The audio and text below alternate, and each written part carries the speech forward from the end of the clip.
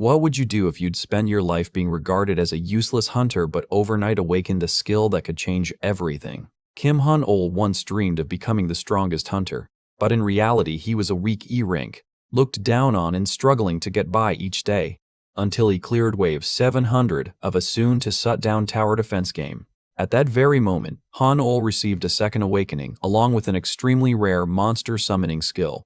He thought his life was finally turning a new page.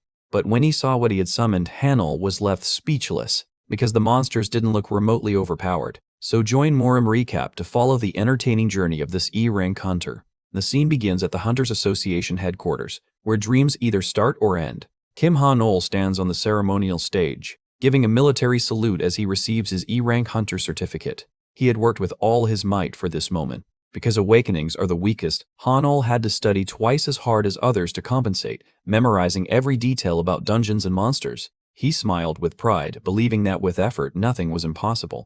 He was about to become a real hunter, but the association official doused him with cold water, saying he had misunderstood the meaning of the certificate. He casually tore the license to pieces right in front of Han-ol, asserting that an E-rank couldn't be a full-time hunter. He added, "No matter how many tactics you learn, with that pitiful E-rank stat you won't be able to defeat a single monster." 7 years after abandoning that dream, Han-ol is now a streamer and is facing losing even that job.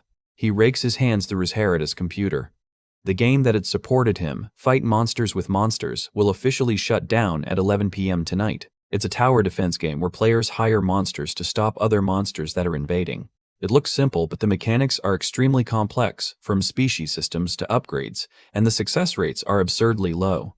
Han-ol nods in agreement that the game is horribly unbalanced, where a 1-star goblin can still smash a 3-star ogre.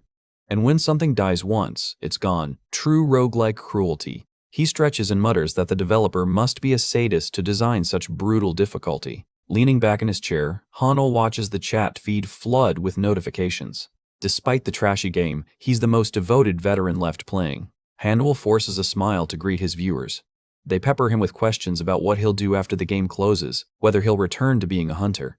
He clicks his tongue, thinking he'd never admit he's a failed E-rank hunter who didn't even dare enter a dungeon. To distract them, Han-ol cracks his knuckles and declares he'll show everything he's got for this final stream. The main event begins. A gate opens and giant monsters start besieging the castle. Han-ol moves quickly. Today's challenge is Wave 700, the legendary realm that no one has ever reached. He breaks into a sweat, telling himself that success would be an unprecedented record. After all, this is the final battle. Han-ol's hand trembles slightly on the mouse. He exhales to steady himself before hitting start. The words Wave 700 begins appear. A burst of blue energy spirals, and the ferocious monsters slowly emerge. Monsters swarm like a colony of ants pouring from the portal, blotting out the sky. Han-ol panics at the sheer number of monsters from the outset. He immediately commands a goblin archer to fire, blocking the weak point in the path. A blazing arrow streaks forward, embedding into the enemy formation and causing a small explosion. The goblin archer struggles to hold the line, sweat pouring down its face as monsters close in. But the gap is too great. The notification "Level 100 Goblin Archer defeated" pops up, wrenching Han-ol's heart because it was an expensive unit. The monsters begin tearing everything apart in their path. Han-ol grits his teeth. If they keep pouring in like this, he's done for. He unleashes his trump card, a level 130 Succubus Queen, to clear the entrance area with magic. Suddenly, a giant 3-headed Cerberus appears right beside them. The Succubus Queen startles, and Han-ol hurriedly orders a retreat to regroup his forces. Too late, the Cerberus snaps its tooth-filled jaws at the Succubus Queen. A dry thok echoes. A flurry of defeat notifications appears. Succubus Queen, Ogre Ritualist, Cerberus, the entire legion Han-ol had painstakingly built is obliterated. He stands in stunned disbelief. Boom! A horrific explosion tosses the remaining defenses aside. Han-ol realizes he has completely failed this wave. He drops his hands and watches the monsters flood into the empty castle. There are no units left to stop them. As the monsters descend on the throne room, Han-ol bitterly wonders, is this really the end? Suddenly, the system announces, "You were the first to challenge Wave 700. Therefore," above the throne, a blinding light erupts. A female warrior in golden armor appears. The red eyes of Lord Pansy open amid the smoke. The system roars, "The Lord will awaken." The mysterious advisor raises a sword and hands it to her. Pansy rises, her presence utterly dominating everything around her. Han-ol gapes in astonishment. The character that had only been castle decoration is now moving on its own. Pansy faces the horde of savage Cerberus alone. Hanul has never seen this event happen in the hundreds of times he played before. Her gaze sharp, she swings the sword in a basic slash that carries tremendous power. In the blink of an eye, all the monsters are sliced to pieces. Hanul is dumbstruck, unable to believe what he sees. With a single strike, she clears the entire legion of giant monsters. Pansy continues to glide like wind, each swing of her sword ruthlessly cleaving the air. The monsters roar in despair, disintegrating the moment they touch the blazing energy radiating from her blade. Pansy's face remains cold and composed, even amid the storm of destruction. She continues to swing repeatedly, generating terrifying shockwaves. A barrage of kill notifications fills the screen, from Merman Warrior to Lizardman Hero, all wiped out without a trace. Monster blood stains the floor red. Hanul is horrified, wondering what he has just witnessed. Pansy touches the radiant spiral of energy, officially ending the battle within mere seconds. A massive column of light explodes, incinerating the final remnants of Wave 700. Pansy stands solemn amid the battlefield littered with monster corpses. A bright congratulations notification appears. Hanul screams in excitement, shocked that the long-dismissed decoration is such an overpowered entity. He frantically shares the feat with his viewers, then freezes when he realizes his mouse no longer moves under his control. A message from Viewer 1 appears. The lurker who has watched for 5 years suddenly thanks him for awakening their liege after a long sleep. Hanul is utterly bewildered when Viewer 1 mentions an opportunity to start over. On the screen, Lord Pansy and her advisor bow to him with deep reverence. Viewer 1 leaves the chat immediately. Hanul sighs, about to end the stream, thinking his luck has been terrible right until the last moment. Then, a brilliant green-blue energy suddenly erupts from the computer screen, enveloping Hanul's entire body. He's flung backward, terrified as the supernatural power surges through his room. A system panel appears in midair, synchronization process complete. Hanul freezes as he sees he's acquired brand new skills he'd never had before. Hanul's eyes widen as he realizes the crazy truth. This is the legendary Second Awakening. In an instant, everything becomes clear. Hanul recalls the insults from the old association official who insisted E-rank hunters would never have a future. Memories of medical reports surface, reminding him that although rare, hunters can rank up if they awaken additional skills. That's the only way to turn things around. Smiling with newfound confidence, Hanul realizes the chance to change his fate has truly arrived. The one who had been scorned his whole life now holds the strongest hidden card. He springs to his feet, gripping the microphone tightly. With eyes blazing, Hanul declares resolutely that the final stream ends here. He assures all viewers, starting tomorrow, he will return to the battlefield as a true hunter. A peaceful morning at the apartment complex where Kim Hanul lives. Hanjol sat dazed on the bed, staring at the status board that had just appeared. His strength and stamina ratings were stuck at miserable E ranks, with no breakthrough after last night's awakening. He sighed in disappointment. He had hoped for something more spectacular. To awaken a second time and have the stats remain stagnant like this was hard to accept. Just then, a new notification popped up asking if he wanted to check information about a new skill. Hanul paused, curiosity lighting his eyes. His expression brightened instantly. It didn't matter that his stats hadn't gone up, as long as he gained a powerful skill to compensate. 2 new skills appeared, packed with the Lord and Lord's visage. Hanul tapped the virtual screen to check the first name. Although he'd never seen skills like these before, Hanul decided to try activating one. Pact with the Lord began to activate, but life wasn't a dream. The system flashed red because he didn't have enough gold. Hanul froze for a few seconds, mouth agape at the absurd situation. He collapsed back onto the bed, flailing in frustration.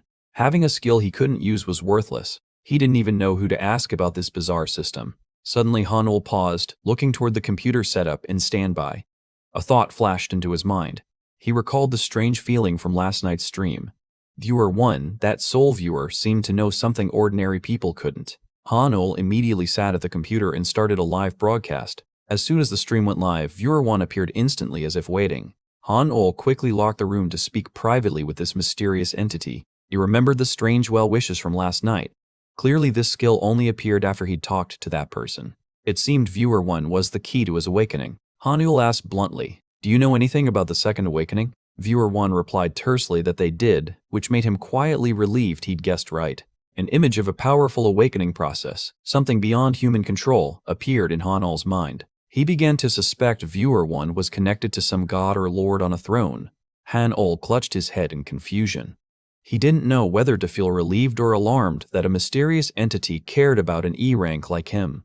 He wondered why it was him. Staring at the screen, Han-ol pressed for why he was being favored. A chat box appeared immediately. It's because. An image of giant hands cradling his small body appeared. Viewer 1 explained that it was thanks to Han-ol that their master could awaken. Han-ol was stunned. Had he done something significant? Han-ol remembered Lord Pansy from the game, who had awakened from a long sleep. He began connecting the dots. The image of energy streaming from the computer screen into him last night returned vividly. All of this was indeed related to the game he'd been playing for 7 years. The mysterious messenger appeared in a black, enigmatic outfit, holding an antique lantern. The entity said Han-ol would soon understand everything. The entity explained that the skill Lord's Visage still needed more time to unlock. Han-ol nodded, beginning to accept this new reality despite the lingering questions in his mind. He frowned and asked about the remaining skill. He couldn't use it because the system kept saying he lacked gold, a very gamey reason. The mysterious messenger opened an ancient book to check, and a shimmering light radiated around it. After a moment of awkwardness, the entity admitted there seemed to have been a slight system error. Han-ol went blank. A powerful being could make a mistake too? He just stood frozen, staring at the screen. To make amends, the messenger promised to send him 50 gold immediately. Then the entity vanished into a spatial whirl, leaving Han-ol with the message, "Viewer 1 has left the chat room." Han-ol pinched his cheek hard to make sure he wasn't dreaming. Everything felt like a science fiction movie. The master they mentioned, could that be a god? Han-ol was completely clueless. A ting sounded, notifying him that 50 gold had been deposited into his account. Immediately, the skill pact with the Lord was successfully activated. Han-ol stared in astonishment as the system panel lit up. His eyes widened when he saw the list of monsters appear. Everything looked uncannily familiar. This skill window was identical to the monster hire menu in the game. Fight monsters with monsters that he often played. From goblin slave to ghoul, each had a specific gold price listed.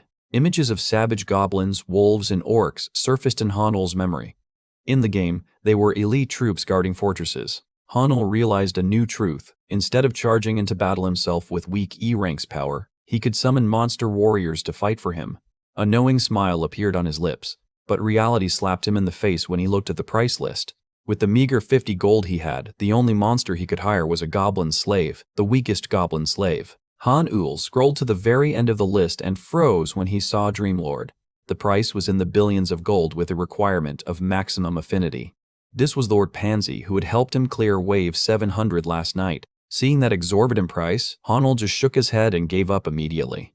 Although he wanted that powerful lady, it was impossible for now. He propped his chin and thought. The biggest problem now was how to earn more gold. He began digging through his memories of the game's mechanics. In the game, there were 2 main ways to earn gold: clear dungeons or hunt monsters and sell the loot. S-rank rewards were always the most lucrative source of income. Han-ol concluded that if this rule applied to reality, he would have to hunt real monsters to exchange for gold. He imagined himself standing before a horde of gigantic monsters. They looked extremely fierce and overwhelming. His current strength was nothing compared to them. His only hope now was the 50 gold goblin slave. Han-ol decided to go all in, pressing confirm to hire. Knowing it was weak, he had no other choice. A confirmation message appeared, hire successful. The system began the summoning process for the goblin slave. The pressure from the energy stream forced Han-ol to step back, shielding his face with his hand. He couldn't believe he was actually summoning a monster in the middle of his living room. He wondered why a goblin slave could emit such intense pressure. His eyes were full of amazement as he looked into the nature of the entity he had just called forth. The massive high-rise headquarters of the Hunters Association loomed in the city. This is where all hunters must come to register and receive assignments. At the reception desk, the clerk checked his information and asked for confirmation whether Han-ol truly wanted to take the mission solo as an E-rank hunter. He nodded firmly, requesting to be registered as an independent player. Han-ol skimmed the mission list on the virtual screen. He needed a simple, discreet job that wouldn't draw much attention. Finally, he settled on a request that seemed suitable. The clerk warned that the area was very remote, and if anything happened there would be no rescue team to respond in time. Han-ol smiled lightly and assured her he was fine with that. Seeing his determination, she sighed and processed the registration. After all, an E-rank's going solo rarely ended well. She said she would send the mission details to him via message later. The final step was fingerprint confirmation for identification. Han-ol placed his hand on the scanner as instructed by the association staff. The verification completed quickly. The clerk told him he could depart immediately and asked if he had any questions. Han-ol thanked her and turned to leave. At last, his first hunter job was underway. He felt anxious but couldn't hide his excitement. It was time to test his new skill. The mission setting appeared, a peaceful village at the mountain's base. The objective was to eliminate a pack of goblins disturbing the villagers on the mountain behind. Han-ol walked along the dirt road into the village, muttering to himself while estimating the time. It should be just a short distance away. From afar, an old man hurried out to greet him warmly. Seeing the hunter's figure, he joyfully called out his welcome. Han-ol was a little surprised by the enthusiasm. The village chief bowed repeatedly in thanks that Han-ol had traveled the long way to this remote place. Han-ol quickly helped the man up, insisting it was just the duty of a hunter. The old man began lamenting about the fierce goblin pack that had been blocking the mountain path for a week. Seeing Han-ol alone, he couldn't help but worry because he'd heard those monsters were far stronger than they looked. He feared this benefactor might meet misfortune. Looking into the old man's eyes, Han-ol smiled confidently and assured him nothing would happen to the village or to himself. The village chief continued to thank him profusely as Han-ol prepared to depart. The gratitude of the poor villagers strengthened his resolve to complete the mission. After reassuring the old man, Han-ol ventured alone deeper into the woods toward the mountain where the monsters dwelt. He stopped to listen, sensing the atmosphere around him. Although nothing unusual was visible, strange sounds from afar began to reach his ears. Han-ol carefully watched each bush. Behind a rocky alcove, a goblin was casually scooping spring water to drink. Han-ol held his breath and observed its actions. He froze when he saw an entire pack of goblins gathering. The strange thing was how they ate and behaved. It looked no different from middle-aged men taking a break. This scene was beyond his imagination. Though odd, he saw it as a good opportunity to strike. Han-ol opened his system inventory and decided to call that guy out to deal with the monsters safely. A summoning gem glowed bright blue in Han-ol's hand. He took a running swing and hurled the gem, shouting the summoned monster's name loudly. "Rise, goblin slave!" He bet everything on that throw. The gem hit the ground, releasing a trail of blue smoke, but nothing appeared immediately. The wild goblin stopped drinking and stared blankly at the strange object that had rolled to their feet. Han-ol hid behind a tree, sweat running down his face. He panicked as he realized something was wrong. He wondered if he had missed a step in the summoning process or if the system had glitched again. By then, he had been fully exposed to the enemy. The wild goblin pack snarled, baring fangs as they charged angrily toward Han-ol. He realized the situation was dire. Even if he wanted to run, it was too late. The monsters closed in at a terrifying speed. In that life-or-death moment, Han-ol had no choice but to fight on his own, despite having no summoned monster. He braced himself to face the goblins' razor-sharp swipes. They lashed out with needle-like claws in a relentless assault. A goblin leapt up, its claw coming within a few centimeters of Han-ol's face. He only managed to let out one desperate shout as death drew near. Suddenly, a blinding beam of light flared up between Han-ol and the monster. He stared in stunned disbelief at what had materialized right in front of him. The system announced, "Goblin slave is being summoned."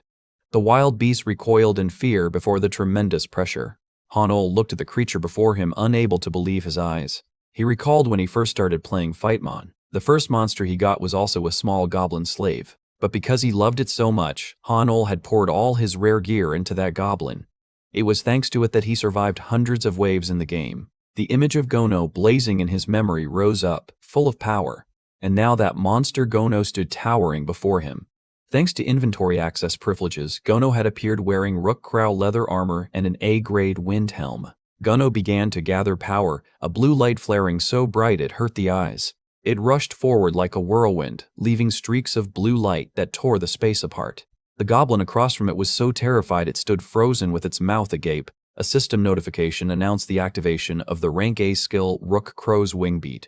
Radiant energy wings appeared on Gono's back. Gono surged forward at a terrifying speed, blue lightning tearing the ground to shreds behind him. One mighty slash, everything within sight seemed crushed in an instant. Kim Han-ol stood stupefied before the pile of goblin corpses, unable to believe his summoned monster was this powerful. Gono casually stepped closer, chirping "Kiruk Kiruk" as if pleased with a job well done. Seeing Gono's posture, Han-ol awkwardly wondered, "Don't tell me it's waiting for me to praise it?" Gono's eyes sparkled as if to say, "Master, do you think I'm amazing? Praise me." A notification popped up, Gono's affection, 20/100. Han-ol was speechless. Since when did this system become a dating sim? When the affection reaches its maximum, a new skill is earned. Han-ul stared at the line, suddenly intrigued. For the sake of the skill, Han-ul closed his eyes and awkwardly patted its head in praise, and the affection score shot up. But looking around the battlefield, he realized these monsters drop no gear or items. Where's the gold to spend? Gono began rifling through the goblin corpses, apparently searching for something. It produced several brightly glowing blue stones. Han-ul curiously asked, "What are these? They don't look like ordinary stones." Gono led Han-ul to the back, seemingly wanting to show him something more interesting. A small shimmering spatial gate appeared in the middle of the forest. Han-ul was surprised. A teleport gate. Why is it so tiny? Gono decisively tossed the stones into the gate. A notification appeared. Sold 3 low-tier mana stones, received 30 gold. Han-ul exclaimed. So this was the real way to make money. Excited at earning gold, Hani patted Gono's head again. The affection score rose by another 5 points. Just as he was feeling happy, a loud boom shook the whole forest. Han-ul jolted and looked toward the sound. He worriedly wondered if another monster had appeared. Trees were toppled and strewn about. A heavy pressure was approaching. Han-ul immediately realized this wasn't the scrawny goblins from before. Something much larger was coming. A massive dark silhouette blocked out the sunlight. It looked overwhelming just to behold. It was a rank B ogre wielding a huge tree trunk as a weapon. Han-ul broke into a cold sweat. Why would a rank B monster appear in an E-rank's quest area? He began to sense something ominous. On closer inspection, the ogre was full of wounds, as if it had just survived a brutal battle. The system warned that Gono would vanish in 3 minutes.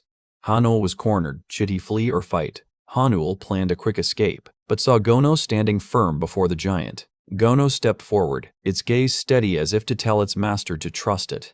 The ogre growled threateningly, but Gono calmly hoisted its weapon onto its shoulder, ready to face it. Han-ul decided to bet on Gono. He ordered it to use the Rukkrao skill once more.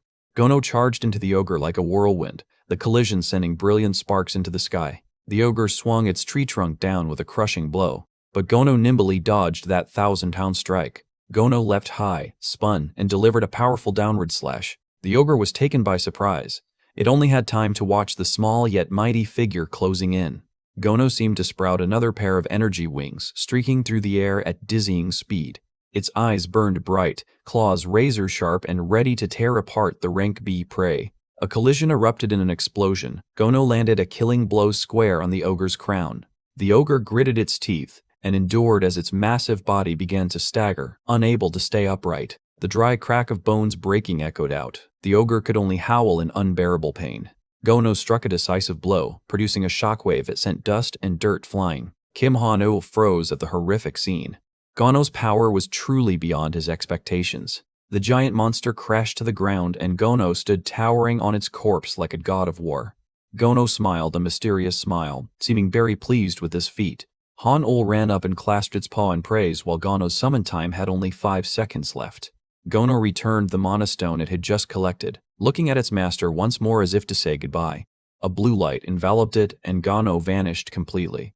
The system announced it couldn't be summoned again for 24 hours. Han-ul held the glittering mana stone in his hand, thinking to himself that it was a windfall beyond expectation. A small trading portal appeared. The system automatically exchanged the stone for 100 gold, raising his total to 130. That wasn't all. Because he had defeated an ogre for the first time, the system was calculating an additional special reward. A premium raffle ticket appeared in a brilliant flash. This item was famously extremely rare in the game. A treasure chest hovered and then dropped straight into Han-ul's palm, emitting a powerful aura. He was surprised when the system announced that he himself could equip the items obtained from it. If that's true, my life is about to change, Han-ul murmured, contemplating his domineering future. Suddenly a loud scream came from the forest, as if someone was approaching his location. A group of heavily armed hunters ran up, led by a man in iron armor. The girl with him froze, her eyes full of astonishment when she saw Han-ul. Han-ul immediately recognized them as hunters from the Punbok Guild,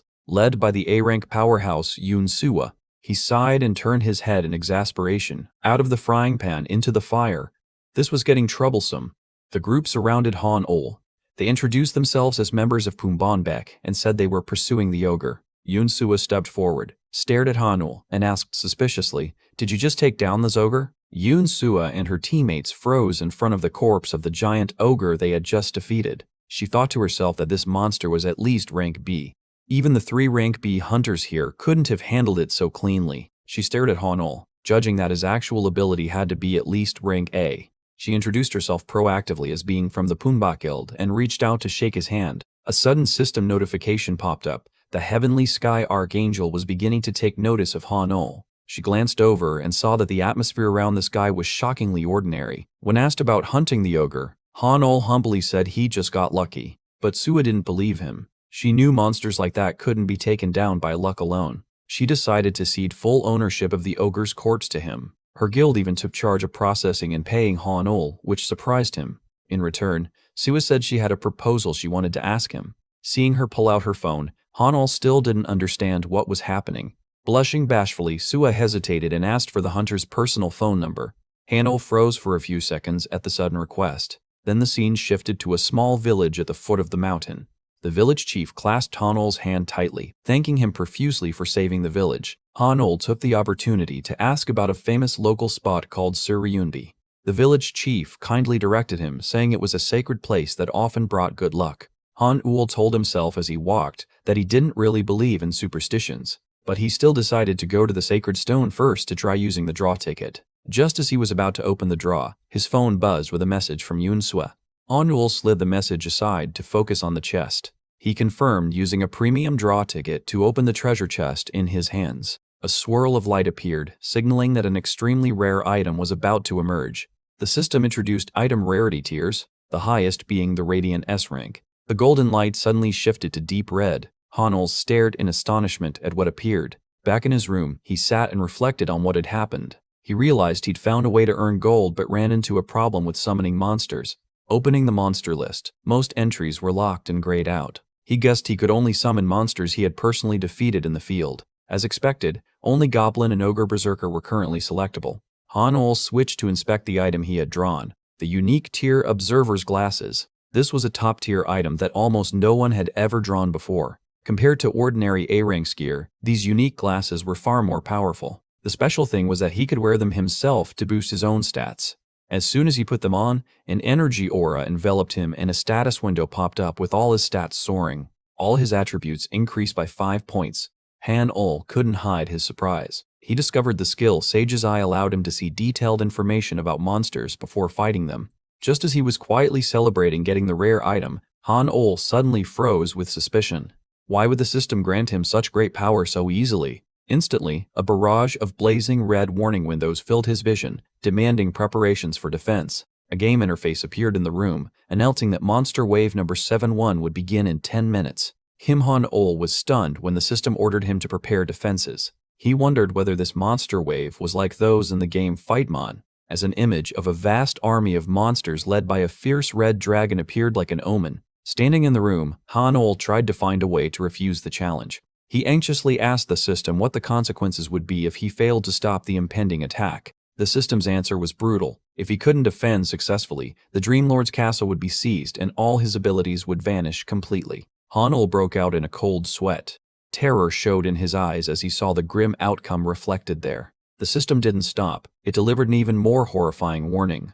A city engulfed in flames and rubble appeared before him. The system's final declaration left Han-ol speechless. If he failed, this real world would be utterly destroyed. The system coldly announces, Monster Wave 701 will begin in 10 minutes. Han-ol stood motionless before the giant holographic screen counting down. He realized the setting was identical to the Fightmon game he'd farmed to death. But why was this system forcing him to play right now? The penalty for failing was ridiculous. The whole world would be destroyed if he lost.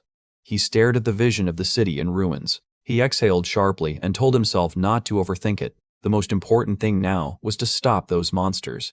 There was less than 10 minutes left. Fightmon was basically a simple tower defense game where you had to prevent monsters from breaching the castle, but its difficulty was brutally high. To hold out, you needed a tight strategy and precise placement of defensive monsters, combining items and monsters to craft tactics for each situation. That was the core of the game. He began manipulating the virtual screen to check the forces he had on hand. There were 5 monsters ready for battle. 3 goblin warriors, 1 goblin thrall, and 1 ogre berserker. He muttered, wondering if he could control them as before.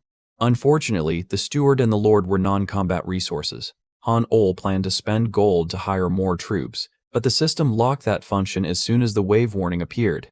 He snapped in frustration at the absurd difficulty. The Wave 701 notice appeared. The enemy is Count Gular and his Dragonwing Drake Legion. The enemy has 40 wyverns and 20 half-drakes, 61 monsters in total.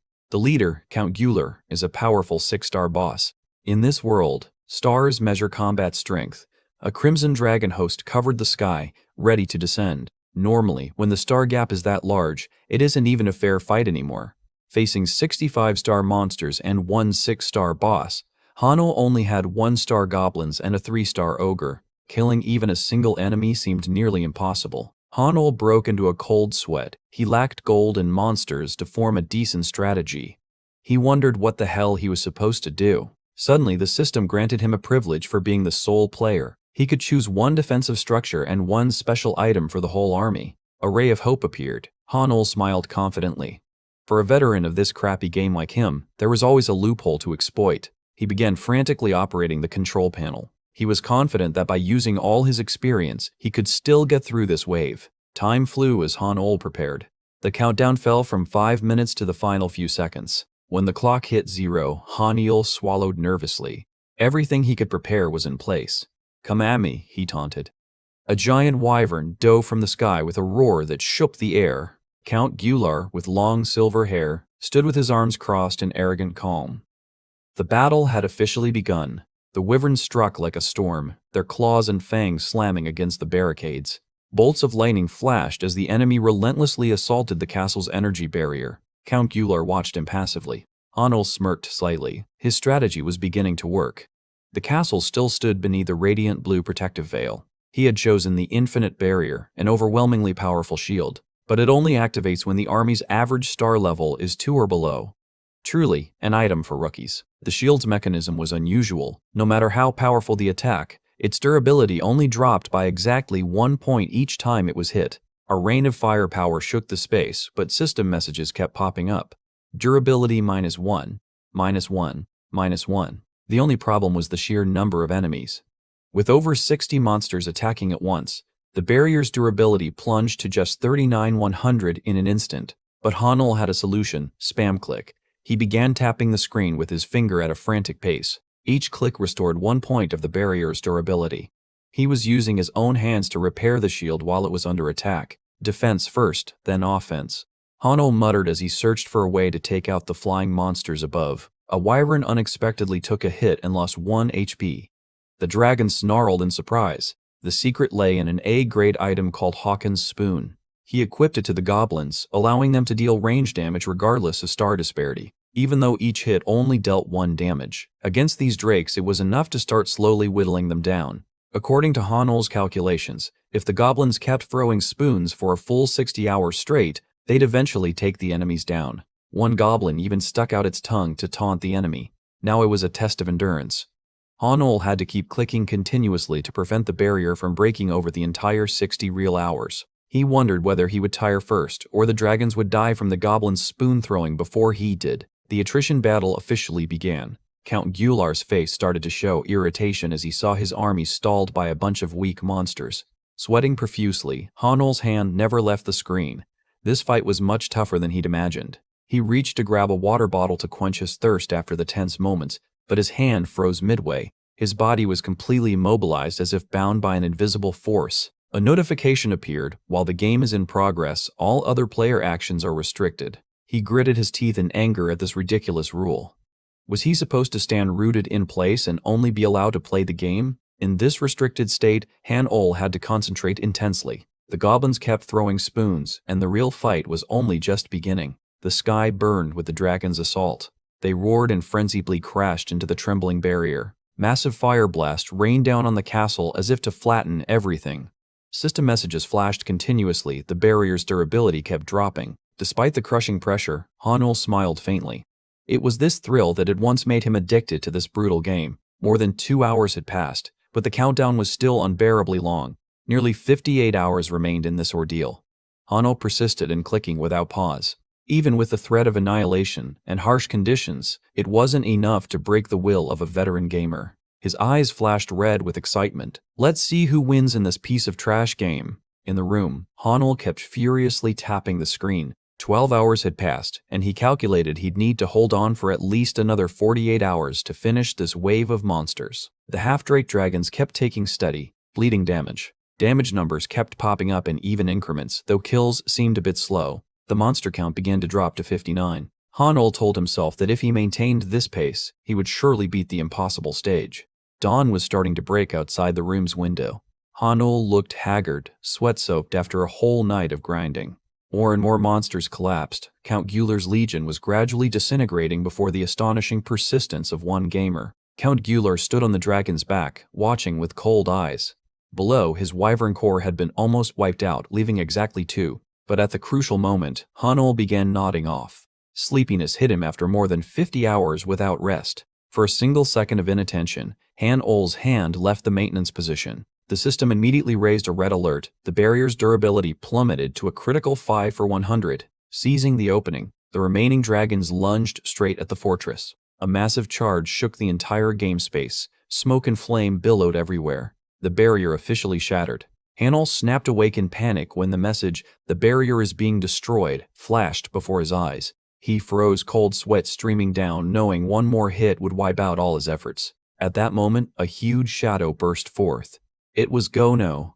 The burly goblin appeared like a savior in the nick of time. With eyes blazing with fury, Gono swung his giant iron cudgel, delivering a fatal blow to the flying monster's head. The crushing strike sent dragon blood spraying everywhere. Gono fought like a maniac, intent on crushing anyone who dared threaten his master's domain. A radiant message appeared. "Congratulations, you have cleared Wave 701. Han-ol gaped, unable to believe he'd pulled off the comeback. He stared at the screen for a moment, then shouted in excitement. At last he'd done what no one thought possible. Han-ol let out a rueful smile and collapsed onto the floor. All the accumulated fatigue finally hit him, leaving him too weak to stand. Han-ol fell asleep on the cold floor as the morning sun flooded the room. He had fainted from exhaustion after the record-long battle. When he woke with a pounding head, the system began listing the results. It even taunted that Count Gular probably never expected to be defeated by fingers. The rewards appeared: wyvern bones, drake scales, and a heart. Han-ol sat dazed on the floor, looking at the pile of valuable items. He wondered whether these items had any use in the real world. At the same time, a new quest appeared to unlock the skill Audience with the Lord. Although the unlock conditions were somewhat troublesome, Han-ol didn't worry much because he'd already completed the 2 hardest requirements. He eagerly awaited the new skill. The system announced it was checking the final rewards. Suddenly, a blinding beam of light erupted from the virtual console, enveloping the entire room. Han-ol squinted at the maximal light synchronizing with his body. He felt a massive source of energy pouring in. On his desk, his phone kept lighting up. There were 7 missed calls from Yoon-sua around midday, showing how worried she was. The scene shifted to the majestic Pumbak Guild headquarters in the city center. This was where the top hunters worked. Yoon-soo-hyuk, Yoon-sua's brother and an S-rank hunter, was deeply skeptical. He didn't believe an E-ranks like Han-ol could have defeated an ogre alone. Soo-hyuk thought Han-ol must have been lucky or stolen credit from someone else. Sua tried to explain, but her stern brother kept a scowling face. Just then, Han-ol hurried in, repeatedly apologizing for keeping everyone waiting. He bowed his head to apologize to Sua for not answering her calls for days. He didn't want to reveal that he'd been engrossed in grinding monsters in the game. Seeing Han-ol, Soo-hyuk immediately erupted a threatening red-hot aura. He was furious that this E-rank dared ignore his precious sister. Sua had to step in to restrain her brother. She accepted Han-ol's explanation and told Soo-hyuk to stay calm and handle things properly. Han-ol agreed to report to the Hunters Association. He understood that a low-rank hunter killing a high-level monster needed transparent verification. At the association office, a bespectacled female clerk reviewed Han-ol's file with a serious expression. She was also skeptical of the ogre-slaying claim. Soo-hyuk stood with his arms crossed authoritatively, pressuring the association staff. He asserted he had verified the scene himself but still demanded more concrete evidence. The clerk suggested taking Han-ol to remeasure his mana with a specialized device. It was a giant mana crystal glowing red, ready for the examination. Sua looked at Han-ol with worry because she didn't know his current strength either. But Han-ol just smiled confidently, saying everything would be fine. He stepped up to the measuring device, ready to face this fateful test. Han-ol's gaze was sharp, no longer the timid look of an E-rank. Another hunter had just finished the test, and the large screen displayed rank D. The testing room fell into an intense, silent tension. Soo-hyuk watched from above, thinking if Han-ol lacked real ability, he would strike his name off immediately. He wanted to know if Throne had misjudged someone. Han-ol reached out and touched the giant crystal. The mana measurement process for Kim Han-ol began. He still vividly remembered the crushing feeling 7 years ago when he'd been given the contemptible E rank. But today, history would not repeat itself. The moment Hanul's hand touched it, the crystal emitted a dazzling, brilliant light. Soo-hyuk and Sua behind him were stunned in astonishment at the strange phenomenon. The burst of energy was so strong it shook the entire testing room. The red mana crystal seemed ready to explode under the tremendous pressure emanating from the young man's body. The measurement concluded quickly amid everyone's amazement. The system announced the analysis result. The mana rank of Hunter Kim Han-ul is. Han-ul stood there, silently watching the screen with a deep, contemplative gaze, as if he'd known this result all along. Rank S. A gigantic letter S appeared, making the whole room erupt. Soo-hyuk and Sua gaped in disbelief, while those around them were too stunned to speak. Han-ul smiled in relief, officially shedding the E-rank label to join the ranks of the world's strongest. To back up a bit, it turned out this was the reward for clearing Wave 701 in the game. A new skill called Lord's Remnant had just been loaded into his system. The skill's details were insanely overpowered. It allowed Han-ul to borrow all the stats of the strongest monster from the recent wave. The duration lasted 30 minutes each day. He suddenly realized he could copy the stats of Count Gueler himself, the boss of that wave. A perfect dirty buff plan was drawn up right as he tested the skill. The status panel displayed unbelievable numbers. Han-ul's strength and stamina skyrocketed from bottom tier E to S rank hunter level in the blink of an eye. There was still plenty of time left on the effect. Han-ul silently thanked his luck that the skill had appeared at exactly the right moment, allowing him to completely reverse his position. He strolled out of the testing room. Now, in the eyes of everyone present, Han-ul looked like a promising new S-rank recruit. Yoon Soo-hyuk stood with his arms crossed, a little annoyed at being upstaged but trying to maintain an arrogant air. Meanwhile, Yoon Sua quickly stepped forward to complete the verification paperwork for him. Han-ul asked the association staff bluntly whether these results were enough to prove he had defeated the ogre. The employee flustered and nodded immediately, pressured by the S-rank stats. Seeing everything settled, Han-ul politely greeted them and turned to leave, leaving the still shocked crowd behind. But Soo-hyuk wouldn't let him go that easily. He spoke up to stop him, using his title as Deputy Guildmaster of Pumbok to invite him out for coffee. Han-ul flatly refused Soo-hyuk's invitation. He added that he would contact Yoon Sua privately later. Hearing that made Sua blush with excitement. Soo-hyuk could only watch Han-ul's retreating back, wondering where this new recruit got such a brazen attitude. He truly was an unpredictable mystery. Back home, Han-ul found he'd become the hottest topic on Hunter forums overnight. He calmly started his first livestream to capitalize on the buzz. A message from the association arrived. His Hunter license had been upgraded 3 ranks to B. Although slightly disappointed by the role that prevented a direct jump to S, Han-ul was still pleased with the rapid promotion. The moment he went live, his stream became lively. Viewers began buzzing about news that a mysterious S-rank hunter had just broken the mana testing room. Fans even leaked that Soo-hyuk personally tried to recruit him but was flatly rejected. Han-ul sat and listened to them talk about him and couldn't help but find it amusing. He informed everyone that there would be special hunter-related content today, promising a dramatic stream. Han-ul excitedly asked the audience to suggest any dungeon for him to clear to prove his prowess. Some level-headed viewers warned that live streaming or recording inside a dungeon violated hunter law. Han-ul nodded, acknowledging the rule. He reassured everyone he wouldn't break the law and would only use the dungeon completion certificate as proof. The chat started heating up at the idea. A viewer named Trash Game Fanboy Bro kicked things off with a 50,000 won donation and nominated the dangerous Dragonfire Cave dungeon.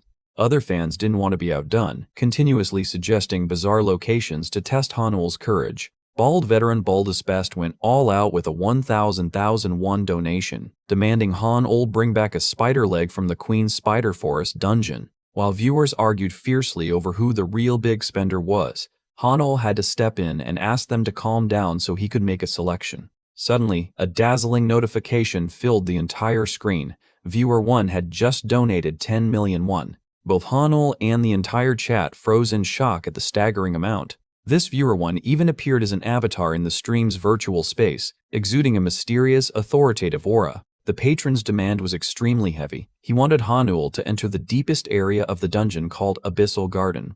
The chat exploded at the name.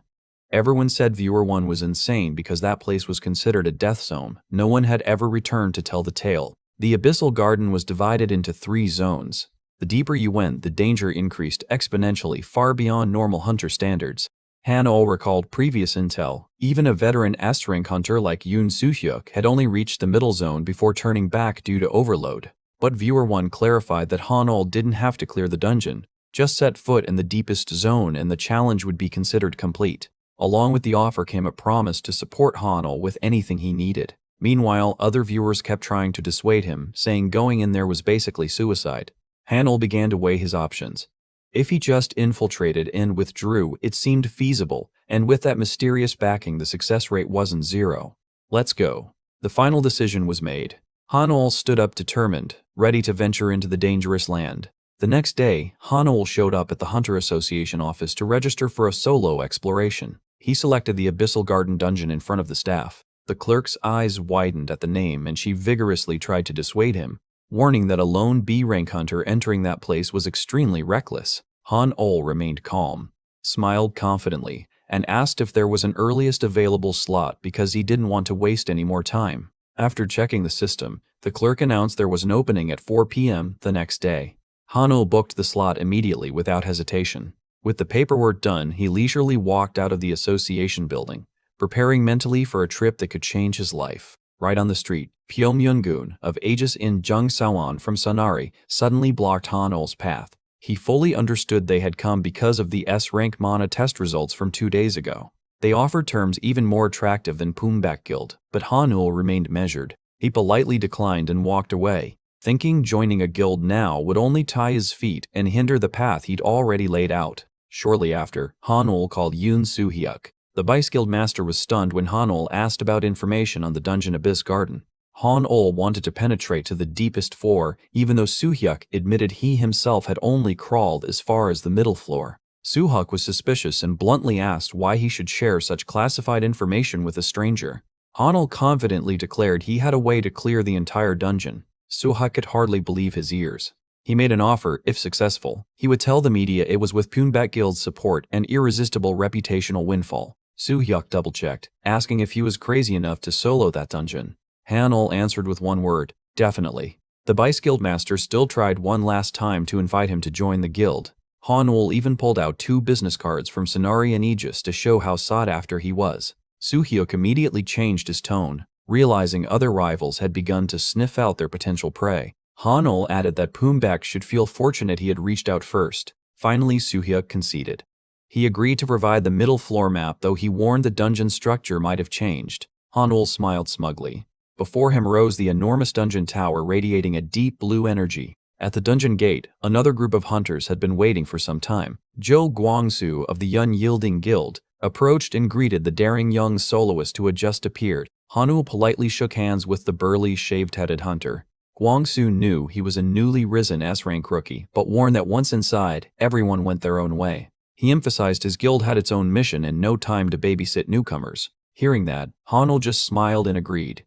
Guangsu sneered inwardly, thinking mana test results meant nothing in actual combat. Han-ol realized the man was irritated at having a rookie disrupt his schedule, but he didn't care much. Han-ol activated the Sage's Eye skill through the observation glasses he just equipped. A group of C-Franks hunters appeared. He breathed a sigh of relief, certain these guys weren't qualified to follow him into the deeper floors.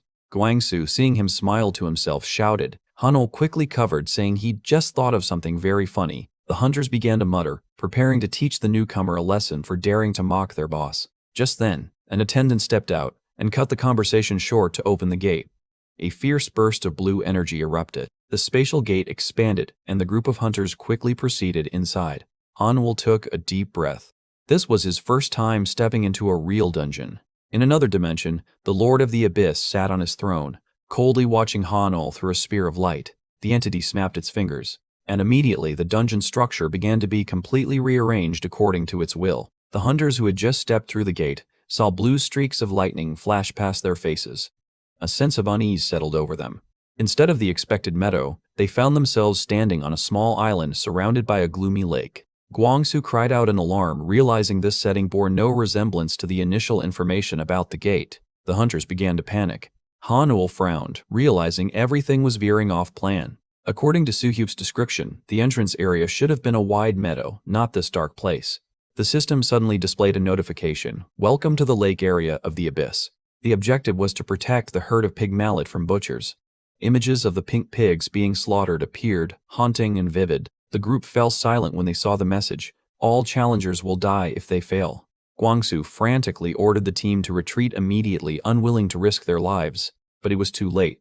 The status panel did not respond. The retreat function had been locked by the system. The number of pygmalay remaining began to decrease right before their eyes. 2 pigs were killed, triggering a deadly red flash of light that erupted from the forest. Kim Han-ol remained calm, but the accompanying hunters were stunned as they realized this death game had truly begun. The system notification kept appearing. The remaining number of pygmalettes was 130. The Abyss Garden began to grow uneasy. Zhou Guangsu ground his teeth in fury as he watched 2 more pygmalettes get slaughtered. He turned to Kim Han-ol and demanded to know what on earth was happening. Han-ol kept a calm expression. He admitted he didn't know the cause either, but said he had information about this lake area. Hearing that, the hunters perked up. They wanted him to share the information immediately. Han-u replied with a knowing smile, saying he had one condition. Standing before the group, Han-ol declared bluntly he would only help if everyone agreed to follow his command until the area was cleared. Han-ol's gaze drilled into Zhou Guangsu and the red band hunter. He asked again whether they accepted handing over command. Another bright red notification appeared. 4 more pygmalettes had been turned into roasting meat by the butchers, leaving only 124. Zhou Guangsu relented and agreed, but didn't forget to threaten that Han-ol would be held responsible if things went wrong. Han-ol answered tersely that he'd already given them a choice. Han-ol insisted that each person must take responsibility for their own decision. Guangsu sighed and asked what he wanted the team to do next. Han-ol began to explain the terrain around this fog-shrouded lake. Han-ol squatted down and used a twig to draw a map on the ground. He pointed out the large central lake with tributaries like a spiderweb. When asked how he knew so much, Han-ol fabricated that he had a scouting skill to map areas. Guangsu looked quite impressed upon hearing that. In reality, the terrain matched exactly what Yun Suyuk had described. Han-ol thought to himself that it wasn't really a skill but information already in his head. A digital map from Dreamlord's castle appeared before Han-ol, showing every nook and cranny of the lake area in detail. He outlined a plan to protect the pygmalettes from the butchers. Based on the swamp creature's habits, he identified 8 key areas to guard. Han-ol explained they had to find the pygmalettes before the enemy and herd them to defensible spots. In his mind, he envisioned facing mysterious dark figures. No sooner had he finished than the system reported 3 more killings. Han-ol ordered the group to set out immediately. Zhou Guangsu immediately shouted, telling everyone to spread out from the west to the south according to the map. The hunters began to move. Seeing Han-ol still standing, Guangsu turned back and asked what he planned to do. Han-ol calmly replied that he would find the pygmalettes in his own way. The bald man muttered, calling him a rude kid, and ran off. Han-ol exhaled in relief at finally being alone. Another notification window appeared. A hidden quest existed in the lake area. Han-ol needed to find it to claim the reward. He cracked his knuckles in preparation, murmuring that it was time to get to the real work. Han-ol aimed to uncover the hidden quest and determine the true identity of those slaughtering the pygmalettes. His gaze sharpened. He suspected this wasn't the pygmalettes killing each other, but another type of monster. Suddenly, he froze when he saw a strange silhouette. A troop of lizardmen armed with great swords and spears emerged from behind the withered trees. Their identifying marks were clearly visible above them. Han-ol immediately recognized them as the butchers. He hid behind a large tree and silently observed the horde of monsters. Lizardmen are usually only rank D, but traveling in a pack like this is a different story. Han-ol told himself to avoid direct confrontation for now. Meanwhile, the red band hunter and the young swordsman split off from the group on their own. He grumbled that there was no reason to obey an unknown nobody. Turning back to Han-ol, he clicked his tongue when he saw the monsters heading his way. The situation was starting to get troublesome. Suddenly, a lizardman leapt up and swung its weapon in a powerful strike. Blood sprayed through the air. The slash tore through the space, aimed straight at the arrogant hunter's position. It was a fast and brutal attack. The lizard monster stood towering, its golden eyes blazing with murderous intent. The red band hunter panicked when he saw the lizardmen appear, but he still tried to show contempt, calling them rank D trash. He gathered his power. Sparks of electricity began to surround his fists, intending to blast the monsters with a single blow. He charged in wildly, shouting, "Die!" A series of electric punches were unleashed, creating blinding streaks of light. But he froze when he realized his attacks had no effect. The monster still stood there, taking every punch. A system message appeared. The lizardmen had received a group reward, causing their power to surge. The creature's rank jumped from D straight to B. The red band man began sweating in terror. A lizardman thrust its spear through the hunter's chest. Blood spurted everywhere. He only managed a pained cry before collapsing. At that moment, a brilliant blue flame erupted. An entity appeared from within the imposing summoning circle. Gono revealed himself with a cruel smile. The system confirmed the entity Gono had been successfully summoned. A powerful shockwave swept through, sending the lizardman flying like dry leaves. He stood bewildered, not understanding what was happening, then jerked when he saw Gono standing directly in front of him.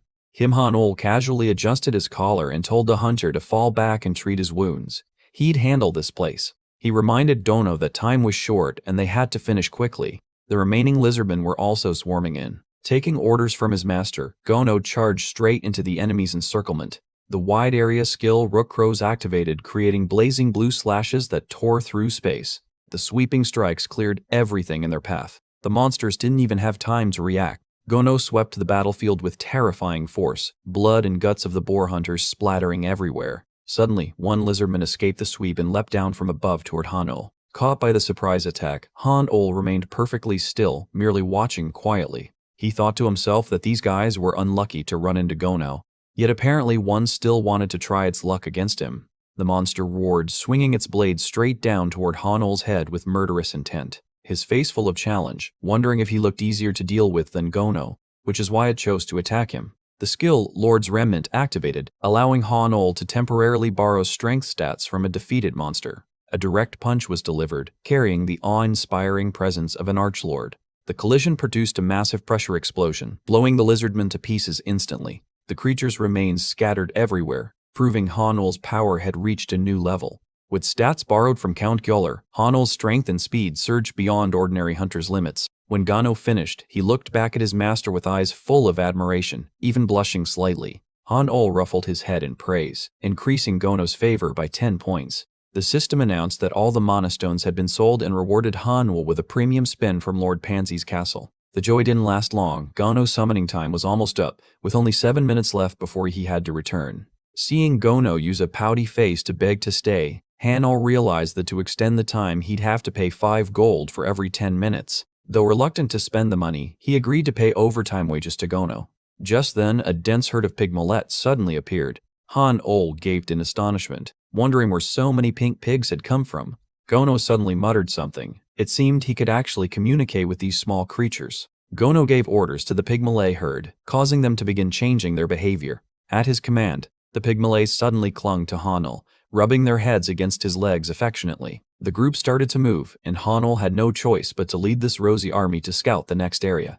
Watching Gono lead the tiny army, Han-ol sighed at the absurdity of the situation. Trouble arrived when the castle announced it had exhausted its budget for buying mana stones from slain monsters. Worse, his lizardman legion had reached its unit cap, so killing more now would bring no benefit. Han-ol realized he had protected as many as 70 pigmalets, while the other hunters had only managed to save about 10. Suddenly, the pigmalet herd changed direction, sprinting as if trying to lead him somewhere. Seeing them run too fast, Han-ol and Gono hurriedly chased after them through the dark forest.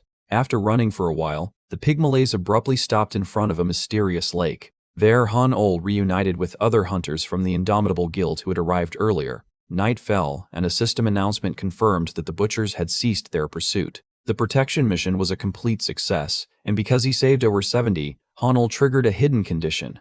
A massive column of water suddenly erupted from the lake, sending all the hunters present into shock.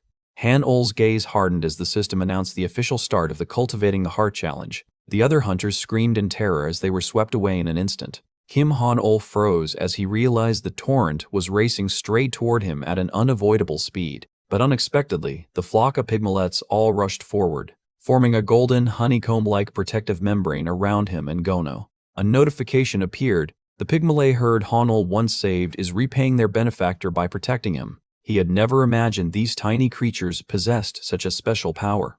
It turned out the system urging him to save them had a reason. The mission required Han-ol to hold out for 10 minutes with the souls he had collected. But when he glanced to the other side, he began to worry.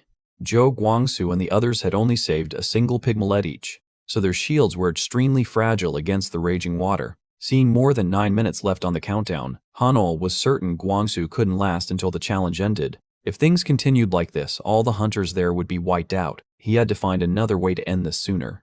Hanul suddenly recalled information from the castle about a hidden mission concealed somewhere beneath this lake. As predicted, a new notification appeared. A hidden mission has been activated. The objective is to eliminate the source causing the flood. Han-ol immediately activated the skill Sage's Eye to search for whoever was behind this catastrophic deluge. Found it. A named monster called Zen Karuk, a lizardman mage with an extremely high intelligence stat of 90. Being a named monster, this one surely surpassed ordinary beasts in both skills and special equipment. Han-ol realized this opponent would be very tough. While Gono had no ability to fight effectively in a watery environment, he decided to let Gono rest and activated the skill, Monsters Available for Deals with the Lord, to hire a stronger mercenary. The list appeared and Han-ol quickly scanned the options to find the most suitable combatant for this naval battle. Ogre Berserker was the best choice due to its water resistance, but its stats were still insufficient to face a named monster head-on. He decided to gamble everything on the last premium item spin, hoping to find something that would grant instant power. A brilliant golden light flared after Han-ol's fateful spin. Unbelievable, it was an S-rank item. Han-ol stood dumbfounded as the strange item dropped from the treasure chest. Outside, the floodwaters grew more violent, and the hunter's shields began showing large cracks. Han-ol immediately spent 420 gold to summon the Ogre Berserker in the midst of the storm. A giant, bulging muscled monster appeared and roared, shaking the whole lake. Without thinking twice, he threw the S-rank helmet he just won to the ogre and ordered it to equip it immediately. But as soon as it put the helmet on, the ogre suddenly collapsed unconscious, sending Han-ol into a panic because he had no idea what was happening. Meanwhile, Guangxu had exhausted himself. He cried out in desperation as his hand slipped from the last hold. Damn it, he couldn't wait for the ogre to wake up. Han-ol gritted his teeth and decided to act himself. He activated the skill Lord's Remnant, borrowing the strength stats of the previous boss to augment himself. Han-ol plunged straight into the raging water, his eyes blazing with determination as he grabbed Guangxu's hand just before he was swept away. He held onto a tree trunk with all his strength. But the force of the waterfall was far beyond what his body could endure. Even with the enhanced strength, Han-ol felt his hands losing sensation, his grip beginning to loosen. Just as he was about to give up from exhaustion, the water around them suddenly grew strangely calm. A protective hand reached out, lifting both Han-ol and Guangxu out of the water. It was the Ogre Berserker from before, but the frenzied giant from earlier was gone. In its place stood a composed being that addressed Han-ol with extreme politeness. It bowed respectfully and spoke to him in the tone of a true noble addressing its lord. Han-ol froze. Seeing the Gandalf helmet's info plus 30 intelligence, he realized he'd accidentally turned a brutish monster into a bona fide angel under his command. Han-ol was stunned. He couldn't believe his monster servant could speak so clearly. The ogre replied that thanks to the Lord and the magic hat he had been reborn with a new intellect. Han-ol was still in shock. A creature that once only roared could now hold a logically coherent conversation. The ogre held his massive club awaiting orders. He realized this subordinate was far smarter than before. Han-ol wondered if the increased intelligence meant the ogre knew any additional special skills. When asked about magic, it affirmed it had some. It had used the enhanced club to hold back the raging water moments ago. Han-ol smiled and gave his first order. He wanted the ogre to break the storm and move into the center of the lake. He would follow right behind. The ogre's eyes flared with determination. He swore to complete the Lord's mission at all costs. Han-ol watched with satisfaction as magical energy from Odorf's staff pushed the water back. He decided to give the ogre an official name. From now on, his name would be Odorf. Hearing this, the ogre blushed and nearly cried from the great honor. Odorf roared, vowing to repay the favor even with his life. His power surged far beyond before. The two sped across the lake. At this pace, they'd soon confront the named monster guarding the place. In the distance, Zen Karuk sensed the approaching pressure. He was surprised someone had pierced his water magic. The lizardman mage raised his staff high. He believed his barrier was impregnable to anyone. Odorf stopped and reported that a special barrier was blocking the way. Han-ol told him to try hitting one spot to see if it would break. The ogre began swinging his giant club, pounding down repeatedly. The savage blows made the ground quake. Zen Karuk sneered within the haze of magic. He thought a mere physical strike couldn't challenge his spell. He was confident the barrier couldn't be broken without a combination of magic and enormous physical force. But seconds later, his smile faded. Dry, cracking sounds began across the defense. The lizardman panicked, not understanding what was happening as the barrier started to crumble. Han-ol calmly directed Odorf to keep pounding. He said even bulletproof glass will shatter if you hit the same spot enough. A final thunderous smash rang out. The defense shattered into small pieces to the opponent's astonishment. The wall collapsed completely. Odorf reported the result calmly, not forgetting to praise his lord's foresight. Zenkarek still couldn't believe his eyes. How could an ogre penetrate such a sophisticated defense? Han Ol stepped forward and called Zenkarek by name. He knew this was the moment to finish the fight. The lizardman mage began gathering mana, preparing to concentrate all his power for a final strike. He assumed Odorf was exhausted after breaking the wall. He vowed to kill them both instantly. Brilliant green energy enveloped the mage's body. Han Ol told Odorf to use a long-range magic attack to interrupt his assault. Odorf nodded and took the order. He readied himself to rush in and finish the job after Odorf's attack. The plan was set in his mind. Zenkarek mocked, confident in his prepared magical defenses. He was sure no spell could penetrate them. But then something huge tore through the air toward him. He watched in horror as every layer of defense was crushed in an instant. A brilliant streak of light ripped the ground apart. Zenkarek only had time to sense imminent death, clueless about what was happening. When the dust cleared, the mage was pinned to the rock face by a wooden log. Hanul froze when he realized his subordinate's magic had simply been throwing the club hard. At the same time, in a skyscraper, Guild Master Choi Kangwoo of Pumbak was watching the news. He had begun to take notice of the name Kim Han-ul. The battle ended, and Kim Han-ul stood motionless in the frozen lake. Odorf rummaged through the wreckage and found something. The ogre produced a glittering mana stone, not forgetting to flatter that it was all thanks to his master's insight. Hainol praised him. This operation had gone smoothly thanks to this subordinate. He decided to process the special mana stone immediately. A blue light flared as the system began the conversion. Hidden quest rewards poured in like rain. A premium pull ticket, 4,000 gold, and a named monster, Zenkarek, was added to the Lord's castle. Carrick can now be summoned to defend the keep. Hanul packed his things and told Odorf to prepare to withdraw. He would inspect these gifts more closely later. As he turned, he met Jung Sewon. The blue-haired huntress sighed in relief that everyone was okay, and hesitantly asked if he was the one who had quelled the storm. Hanul nodded, confirming that he had taken care of the troublesome monster. Sewon bowed repeatedly in thanks, while Hanul inquired about the other hunter's condition. In the distance, bald guildmaster Zhou Guangsu sat in a daze. Seeing Hanul, he stood up and trudged toward him.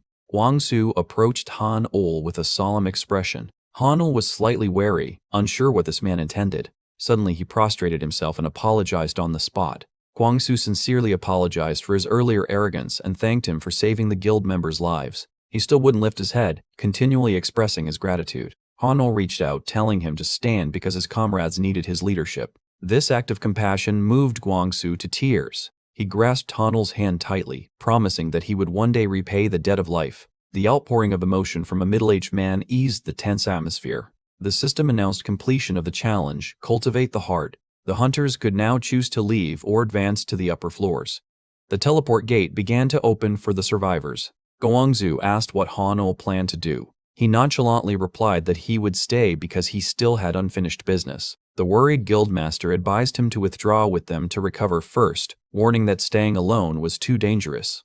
Hanul only gave a faint smile and gestured backward. Immediately, Odor stepped forward with a menacing appearance, causing Guangzu to startle and recoil. He introduced them as his reliable companions. The murderous aura radiating from the ogre shaman was so strong that Guangzu's eyes widened and sweat broke out on his brow. Odorf's blazing red eyes seemed ready to devour anyone who approached his master. Seeing Odorf, the hunters realized Hanul truly didn't need their help. They waved goodbye and hurried into the teleport gate to escape. The group gradually vanished in the light of the teleport gate. Hanul watched them go, muttering that Odorf's appearance was indeed a bit too frightening. Finally left alone, Hanul prepared to check the hidden quest rewards he had just completed. His gaze grew sharper as he faced the system. Cut to the mighty Poonback Guild headquarters. Leader Jung Sewon is receiving a report on a potential hunter named Kim Han-ul. Yoon Soo-hyuk lavishly praised Han-ul's potential and suggested the guild leader personally recruit him. He believed this young hunter possessed qualities far beyond what they had seen, but leader Jung Sewon flatly refused. He considered Poonback one of the big three and had no time to waste on an up-and-coming B-ranks hunter. Mid-conversation, the phone on the desk began vibrating violently. An emergency alert popped up, and the room's atmosphere sank. A disaster alarm of pattern red level had been detected in the Garden of the Abyss dungeon. The guild leader's face drained when he realized the severity of the situation. At the dungeon site, the situation was utterly chaotic. Association staff were frantically evacuating civilians and confirming how many remained trapped inside. Poombek's leader and a squad of elite hunters were on the scene. They immediately demanded detailed reports on the status of the trapped hunters. An agent reported that 6 people had escaped safely, but 1 hunter remained inside. It seemed that person had penetrated into the deep zone, a deathland no one dared enter. At that moment, Malpal, the S-rank leader of the Aegis Guild, also arrived. He asked in surprise whether it was true that a lone hunter had dared to enter the deep zone. The 2 titans of the hunter world exchanged tense looks. They began to suspect the dungeon's sudden change was linked to that audacious individual. Before anyone could finish speaking, a pink light flared up. Samurai, a female S-rank leader, had also arrived at the rally point. The 3 most powerful leaders were now assembled. All 3's rank leaders shared the same conclusion. The appearance of pattern red was definitely caused by the person inside. Could the long-standing record of no one reaching the deep zone finally be broken? They wondered who could be so brazen and strong to dare go that deep. At that moment, a technician announced they had verified the identity of the missing hunter. The agent read the hunter's name with trembling hands. The air seemed to freeze as the name was spoken. Hunter Kim Han-ul. The name made Poombek's leader widen his eyes in horror. The very person he had dismissed as a B-rank was the one now causing shock in the Deathland. Samurai gave a knowing smile. She seemed to find this entertaining already. Ma Dongpal was more expectant. He thought if this young man could survive passing through the deep sector and return, the hunters would welcome a rookie breaking every record. Meanwhile, our protagonist was recalculating and checking the pile of rewards before entering the dangerous area. Kim Han-ul pressed the system panel to claim his rewards.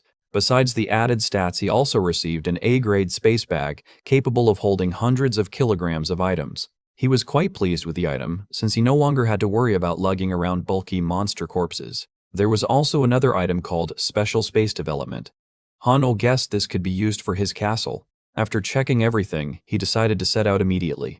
He turned to ask his 2 subordinates if they were ready. Gono and Odorf nodded at once with determined faces. But when they arrived, he froze. There was no teleport gate anywhere in the area. Suddenly, a tiny pink meme mallet pig appeared and squealed as if to draw attention. The troop of pigmallet suddenly bolted toward the frozen lake ahead. Han-ul found it odd. Why were they charging toward the lake? The pink pig shot up into the air and then dove straight down into the deep surface of the lake. Han-ul immediately realized the issue. The teleport gate was hidden beneath the water. No wonder he couldn't find it. Without hesitation, he ordered Gono and Odorf to chase after the pink pigs with him. The group jumped into the lake, water splashing white in the freezing air. Diving down below, a brilliant blue energy sphere appeared. And indeed, there was a teleport gate down there. Han-ul rubbed the pigmalays' heads in thanks for guiding them.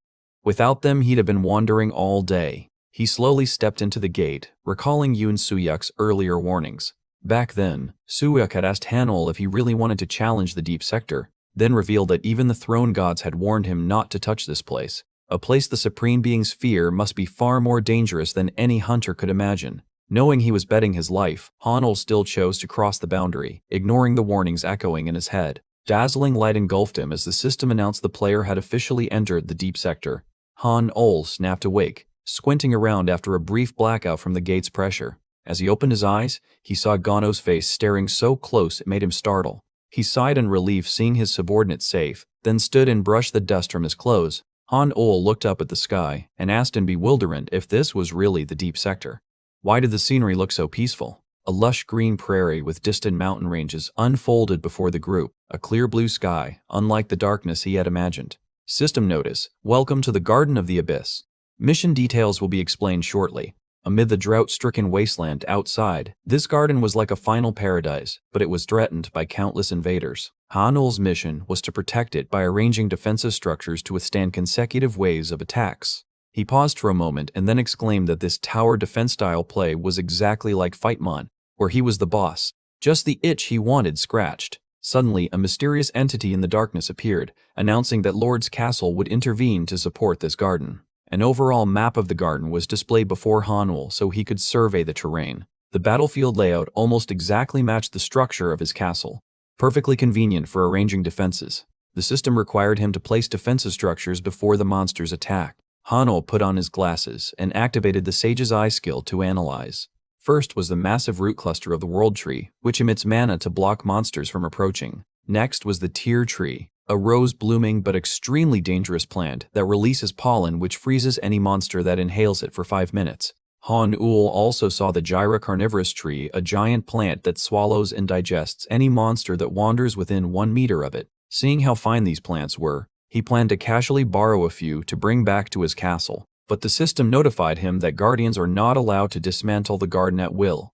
What a pity! Just as he was about to begin, Han-ul noticed a sparkling light right beside him. The system warned that a monster of at least A rank was nearby. Thanks to the sage's eyeglasses, he pinpointed an odd creature that was invisible. It was a beholder sage, an extremely rare ocular sage. Han-ul smiled. This was a lucky find. This was a named monster with powerful skills, probep, which sees through all camouflage, and temporary fossilization to immobilize foes.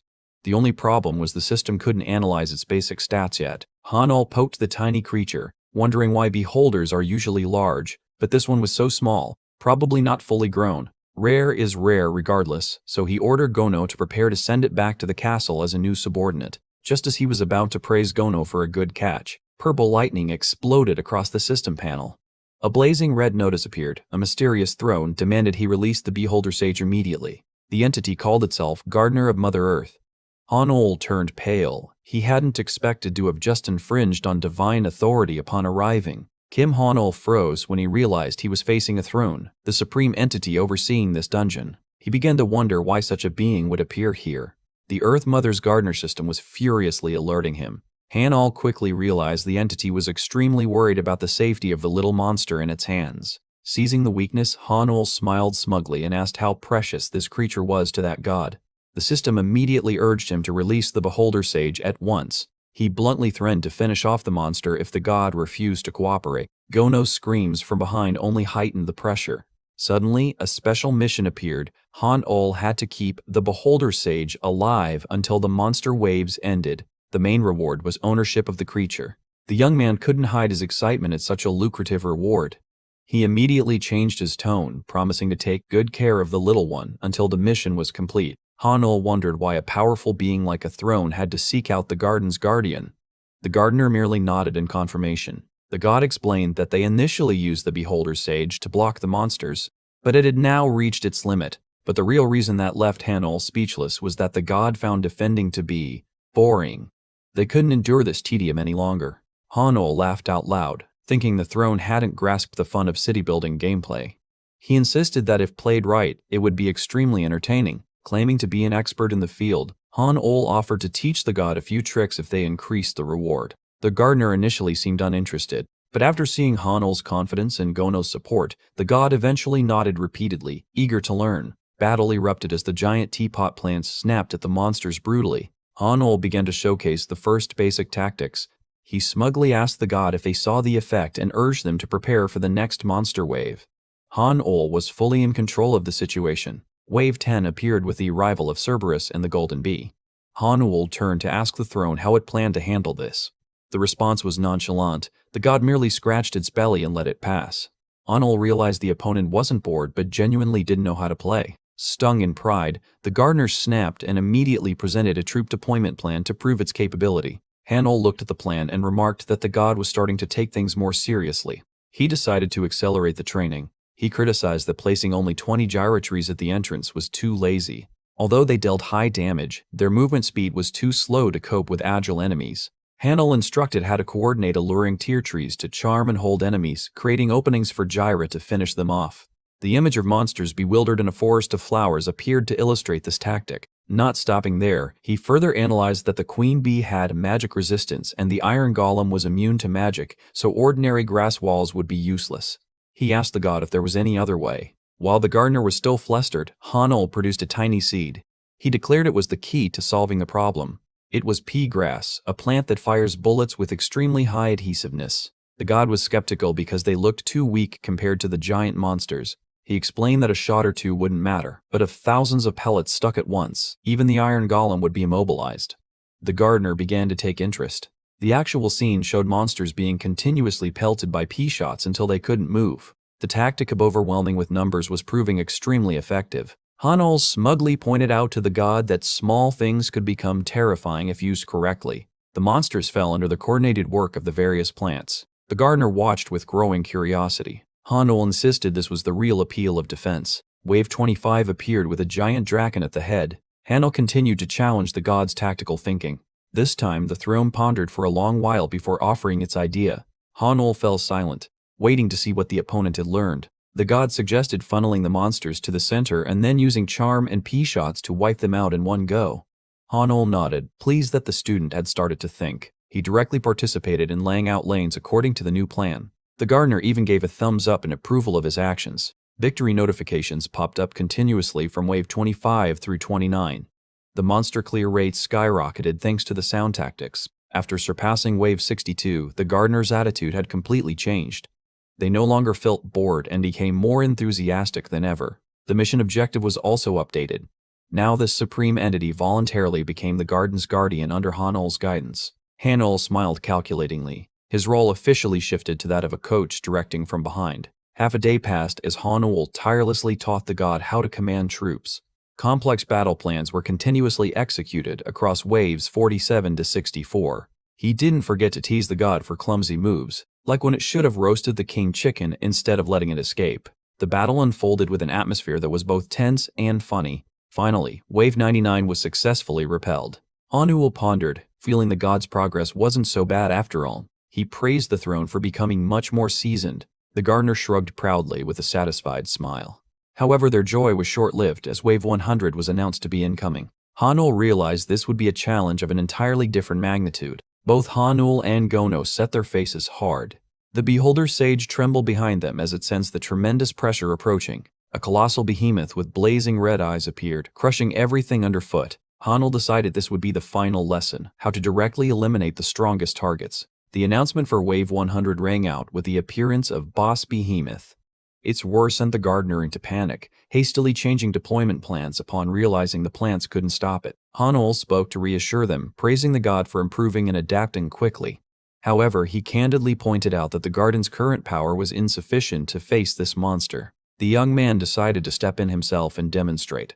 Together with Gono and Vong, Hanul hurled himself off the cliff, declaring he would teach the god how to kill overwhelmingly powerful single targets. The three of them shot like arrows straight toward the behemoth roaring below. Hanul reminded the gardener to watch closely since this was the final live combat lesson of the course. Bind shot up from the ground, binding the behemoth's legs tightly. Kim Han-ul watched from behind. Seeing the boss restrained, he planned to finish it off at once. But the monster suddenly opened its eyes, which burned bright red, and tiny red specks began to appear on its thick fur. From within the purple fur, thousands of tiny blood-sucking bugs poured out like a disturbed hive, flying straight toward Hanul. The system notified that this species was a blood flea, capable of extremely annoying blood-sucking. Hanul realized they were jumping out from the behemoth's own fur. He hurriedly stepped back to dodge while Odorf and Gano struggled to swat away the swarming flying insects. Hanul landed safely, and Gano anxiously checked on his master. The young man only sighed in relief, thinking these bugs at first didn't seem too threatening. But no sooner had he finished speaking than a blazing red cloud surged out from the boss. Hanul went pale, sweat starting to pour as he realized he had underestimated their numbers. A sea of crimson bugs surrounded him, their buzzing painfully loud. The insects dove like red arrows. Odorf shouted a warning as the situation grew too dangerous. With all his strength, Odorf swung a massive trunk to form a protective ring, stopping the insect's assault. Gono swung his weapon continuously too, cutting down any bug that dared come close. Although both subordinates fought fiercely, the sheer number of bugs made Hanul realize they couldn't hold out much longer. Amid the chaotic battlefield, Hanul stood observing to find a gap or a way to change the tide. He knew he needed a wide area strike strong enough to wipe out the parasites immediately. At that moment, the system announced that the Lord's Castle had sent 4,000 gold to free Zen Karuk's Spirit Stone, a timely sum like a savior. Han-ul activated the pact with the Lord, instantly summoning Zen Karuk to the battlefield. Zen Karuk appeared amid a ring of glowing blue magic, bewildered and not knowing where he'd been brought. Han-ul pointed and ordered him to use his strongest water magic immediately to clear out the troublesome bugs. The old lizard began to gather energy into his staff, his eyes glowing as he prepared to unleash a spell. The great spell Tears of the Ancient God was cast, forming a massive whirlpool of water that swept everything away. The water's force washed away the blood fleas, restoring open space on the battlefield. Hanul nodded, pleased with its effectiveness. Although the spell wasn't as strong as when used at the lake, Hanol judged it more than enough to annihilate those weak bugs. Seeing the behemoth standing exposed in the water, Han-Old ordered Zen-Karuk to prepare for the next step. Praised by his master, old Zen-Karuk was ecstatic, his face flushing, as he boasted that these tasks were child's play for him. The behemoth roared in anger. Han-Ol looked it in the eye and decided this was the moment to end the fight. He then gave Odorf an extremely crazy order: throw Gono at the behemoth's head. Both subordinates froze for a few seconds after hearing that. Gono still hadn't quite grasped what was happening to his own life. Despite their bewilderment, Hanol urged them, having no time for long explanations, telling Odorf to trust him and just throw. Odorf obeyed, grabbed Gono, and hurled him like a cannonball. Hanol immediately ordered the living arrow to accelerate. The skill Rook Crow's Wing Beat activated, enveloping Gono in a brilliant blue light to maximize his flight speed. Gono rushed forward at wind-tearing speed, cutting through the air straight toward the gigantic monster. Then Hanol ordered Zen-Karuk to wrap Gono in a membrane of water to add damage and reduce collision impact. The barrier skill from the Tears of the Ancient God was cast immediately. Gono now resembled a glittering sphere of water bearing tremendous destructive force, hurtling down from above. The goblin gritted his teeth, enduring the pressure, while the behemoth below only had time to look up at the incoming foe. A horrific collision struck the behemoth's crown, creating an explosion of water and blue energy that blanketed the area. The perfectly coordinated attack pierced the boss's final defenses. The behemoth's body began to dissolve into glittering fragments of data. The system announced that Han-Ol had officially cleared the Abyss Garden challenge. Han-Ol smiled triumphantly, silently praising Gono's effort in delivering the finishing blow. From the sky, a golden beam descended, bringing a deserved reward for the victor. It was the legendary sword Emperor's Remnant. Kim Han-Ol gazed at the brilliantly glowing sword in his hands. He wondered about the description contains all things and decided to check the sword's skill details. The skill, Remnant Copy, allows copying the stats and abilities of a monster embedded in the sword's pommel. Han-Ol realized why the sword's level had previously been shown as a question mark. A notification from the Gardener of Mother Earth appeared, asking Han-Ol what additional reward he wanted. He stood with his subordinates, pondering the offer. Han-Ol recalled the earlier agreement. If the reward was more generous, he would teach the entity a few professional defensive techniques. He curled his lip into a confident smile. For Han-Ol, when a throne directly offered a reward, there was only one worthy answer. Han-Ol pointed toward the purple eye and boldly made an unimaginable request. Lord Throne, share your power with me. Surely the entity did not expect such a price. Han-Ol stood before the Supreme Being, still holding the glowing sword. He called out boldly, "Your throne." He bluntly demanded that the being share its authority with him. This was the ultimate power every hunter coveted to break their limits. Han-Ol calculated silently. If he received that power as a reward, the journey ahead would be much easier. But the system panel suddenly appeared with a notice. The Gardener of Mother Earth refused that request. He froze, not understanding why he had been so flatly rejected. The system further explained that he was currently in a state that prevented making a pact with him. The real reason chilled Han-Ol to the bone. He already had a future pact with another throne. He stood speechless, who had already marked him as their target. Seeing his confusion, the entity laughed and offered two alternatives: either accept the regular reward or sign a sponsorship contract. This new concept piqued Han-Ol's curiosity. The system explained it was a weaker version of authority but still conferred considerable power. Han-Ol asked whether any binding conditions applied. Receiving the god's nod, he began to weigh the pros and cons. Based on his knowledge of legend, he vaguely guessed the Gardener's true identity was the first emperor of humanity. As expected, it was the great Sargon, favored by the goddess Ishtar. With such status, his power was certainly formidable. Han-Ol decided quickly. He looked straight at the colossal entity, his gaze resolute. He chose to sign the sponsorship contract with Sargon. The ancient god seemed very pleased, praising it as an excellent choice. A stream of green energy enveloped Han-Ol. The pact was officially established, bringing major changes to his body. A flurry of congratulatory notifications appeared. All stats increased by 10 points, along with 2 premium passive skills, poison resistance and fear resistance. Han-Ol smiled in satisfaction. Even as the weaker version, this was a steal. He sheathed his sword, keenly feeling the power surging. Betting on this pact had been wholly worthwhile. It didn't end there. Sargon also transferred ownership of a beholder sage to him. A purple, eyeball-shaped creature hovered into view before him. He nodded to the new friend. From now on, the monster would help him access secret information within the Lord's castle. The dungeon Abyssal Garden was officially cleared to perfection. Immediately, a new quest to unlock an advanced skill appeared on the system board. The final condition was extremely tough. Craft an S-rank or higher item from monster materials. Meanwhile outside, the dungeon gate trembled violently with a crimson mana flow. The crowd of hunters panicked, fearing a wave of monsters would spill out. Guild commanders shouted orders for all units to assume combat readiness. The atmosphere was taut as a drawn bowstring. Poonbek's leader issued a solemn order for the 2 remaining guildmasters to prepare. He intended to personally stand on the front lines to halt the sweep, but from within that crimson light, a figure strolled out.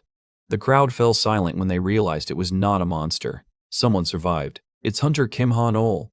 Cheers shattered the tense atmosphere. The hunters present couldn't believe their eyes. They whispered that he might have solo cleared that horrible dungeon. The dungeon gate began to fade away. Han-ol stepped out with a calm expression, though he was a little surprised to see so many people from the association waiting. He scanned the crowd and saw that all 3 guild masters of the largest guilds were present. The situation seemed more serious than he had thought. A man wearing sunglasses stepped forward to greet him. He introduced himself as Kim Jung-soo, an official from the Hunter Alliance Management Bureau. Han-ol responded politely but still wondered why all the big bosses had gathered here in full. Jung-soo explained that because the dungeon had shifted to red alert, they were forced to mobilize the elite forces from the guilds to respond. He also admitted he hadn't expected all 3 renowned guildmasters to appear in person over a rampage that hadn't happened. Han-ol thought to himself that something wasn't right. Figures of that caliber certainly weren't free enough to show up just to watch him emerge. Suddenly, he remembered what he was holding in his hand. A knowing smile appeared on his lips. Han-ol realized he could leverage these big shots for his upcoming plan. He spoke modestly. "It's an honor to meet you all." When Han-ol opened his palm, a blazing red light glittered forth. Joy Kangwoo froze and stammered, asking if it was the legendary blood flow stone. 10 minutes before leaving the cave, Han-ol had been tearing his hair out over where to find a master blacksmith to craft S-rank gear. At that time, the giant Odorf had stepped forward and presented a strange stone he found in the corpse of the boss monster. It was the blood flow stone, a material containing an enormous amount of mana, far surpassing ordinary mana stones, a tremendously rare treasure. In the hands of a master smith, this stone could be forged into legendary S-rank weapons or equipment. This was the key to completing his quest. Han-ol looked at the 3 guildmasters before him as calculations began racing through his mind. Need a skilled craftsman? Aren't the most powerful people all here? He wore a self-satisfied smile, thinking which of these 3 would help him solve this small problem.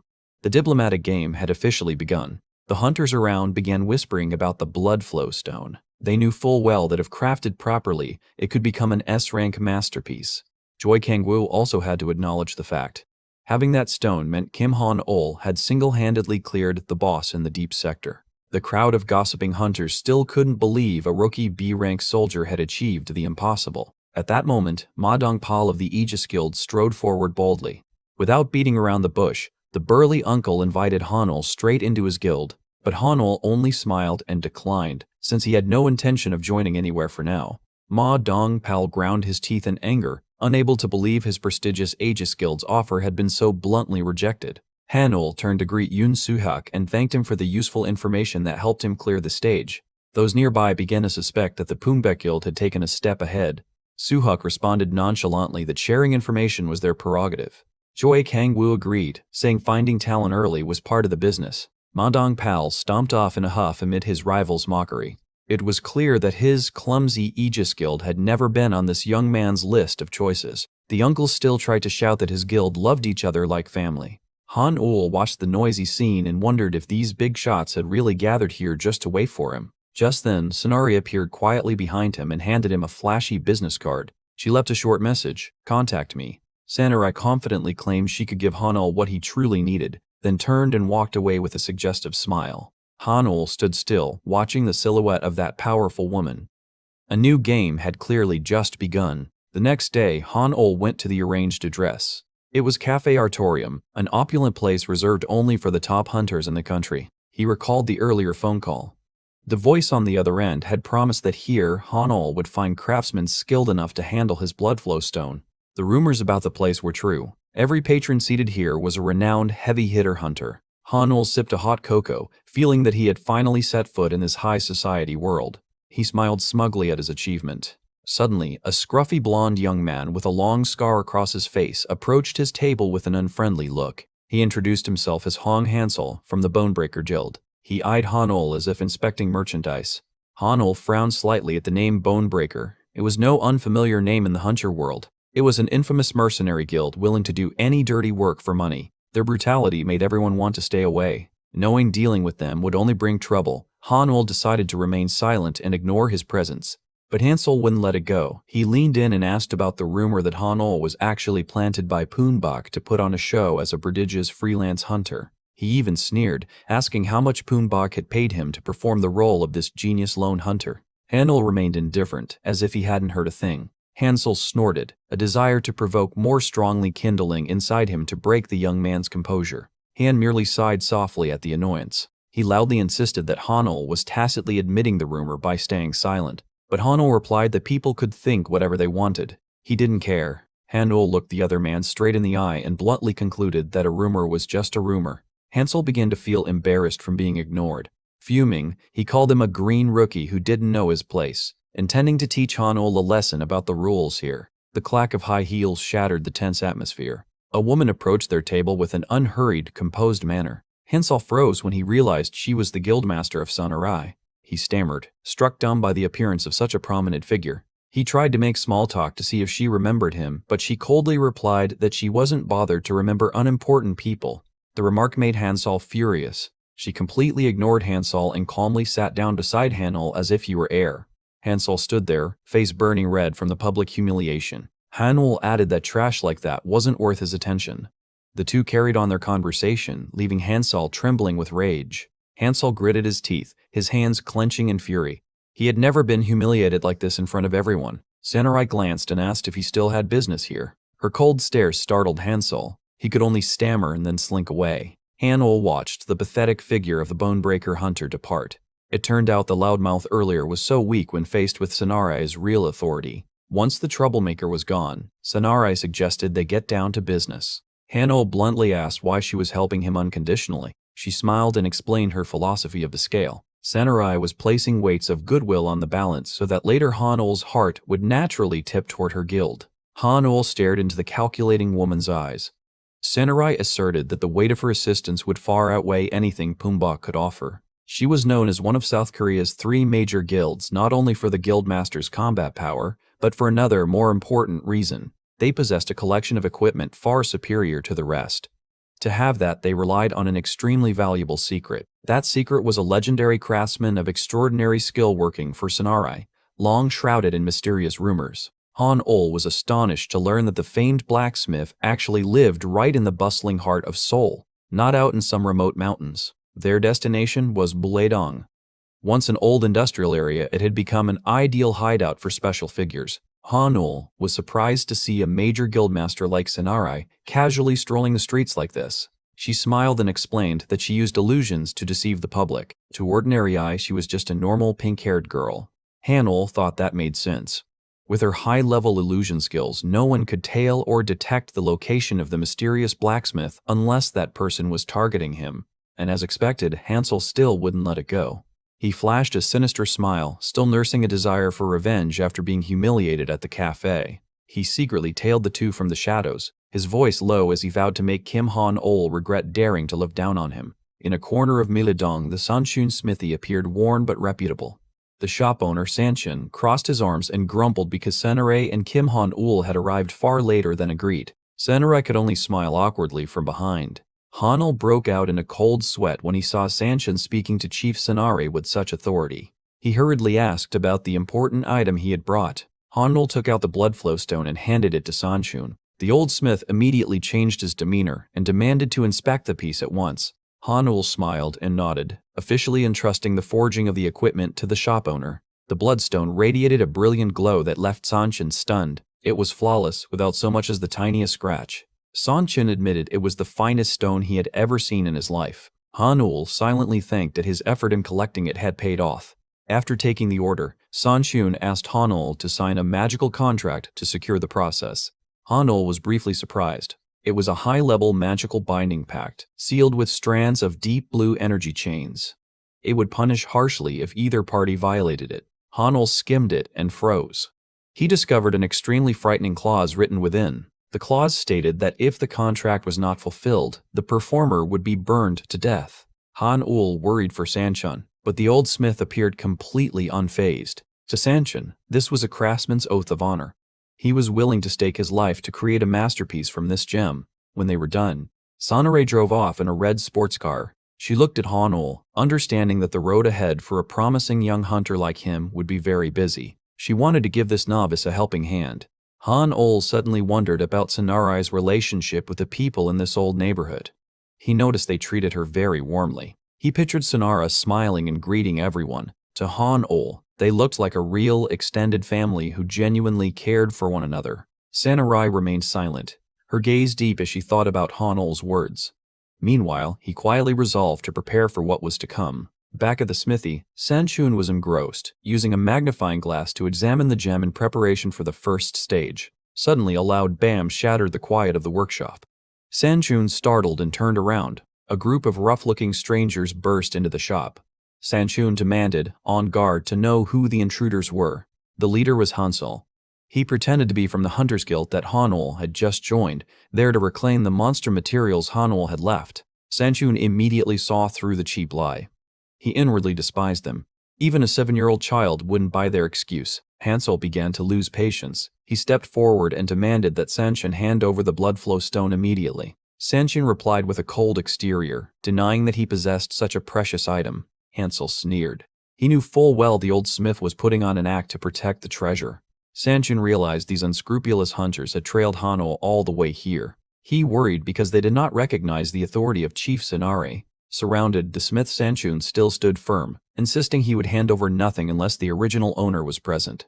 Hansel began to lose his temper at the old man's stubbornness. He called his henchmen over to solve the problem by force. He ordered his men to teach Sanchun a lesson, but warned them not to kill him outright. However, the subordinates suddenly froze in place like statues. The air in the workshop fell into an unusual silence. 2 of the henchmen broke into a cold sweat. Their bodies trembled and their skin began to turn the gray, stony color of rock. They muttered in fear. Hansel shouted angrily, demanding to know what the hell his men were doing, why they wouldn't act. He failed to recognize the danger closing in. A subordinate whispered desperately that he could not move at all. Hansel froze when he saw his companion's body completely turned to stone. He swung his arm to strike the useless man, but then horrifiedly realized his own body was stiffening in a strange way. From the shadows, Han-ol's voice rang out. He sounded a bit disappointed that his childstone skill wasn't strong enough to fully freeze an A-rank hunter like Hansel. Han-ol appeared with the Beholder Sage radiating an eerie purple energy. He praised his summon for doing a good job restraining the enemy. He curled his lip, saying he had long known someone was tailing him. Earlier, Sage had sent an urgent alert, naming the cloaked figure as Hong Hansol from the Bonebreaker Guild. Han-ol was a little surprised that even Sonore hadn't noticed, and he immediately activated the snoop skill. A scanning energy circle appeared, confirming Hansol was using a high-level stealth ability. He silently thanked Sage and told the spirit to keep watching the opponent's every move.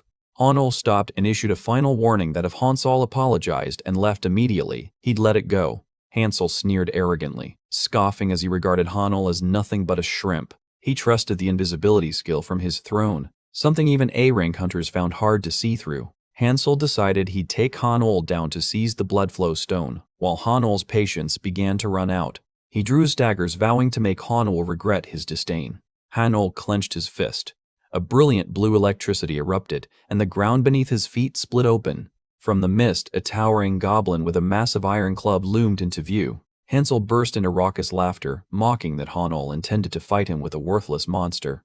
Han-ol looked at him with weary eyes, not bothered to explain further. He slowly drew a golden sword that shimmered with radiance, causing greed to stir in Hansel. Hansel licked his lips, calculating that he'd steal the expensive sword after dealing with Han-ol. Hansel lunged like an arrow, daggers poised in his hands. Only images of the exquisite blood flow stone and the opponent's precious weapon filled his mind. He swung his knives, confident he'd easily reap a bounty of loot. Suddenly, his throne system flashed a crimson warning, urging him to flee immediately. But it was too late. Gano swung the club and created an overwhelming blue energy circle. A thunderous blow struck straight down.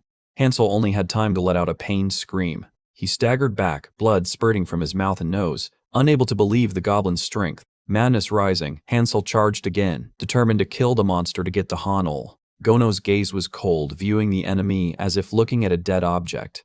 The beast crushed Hansel's throat, hoisted him up, and slammed him hard onto the stone floor. Hansel's eyes rolled back as he wondered how a goblin could move with such terrifying speed. Gono followed with another club strike to the face, making Hansel's head crash violently against the wall. Hansel's throne sent a mocking notification, shaking its head in disgust at his weakness. Hansel whimpered, pleading for them to stop, but Gono delivered another powerful energy blow. His face was completely mangled, teeth shattered and flying in a pool of blood. The other nearby hunters watched in stunned silence, not daring to intervene in the massacre. Sanshin's sweat poured down his face, horrified by Han-Ol's overwhelming power. Han-Ol signaled Gono to stop when he saw Hansel was near death. Hansel lay flattened on the ground like a rag, the system notifying the termination of his contract immediately.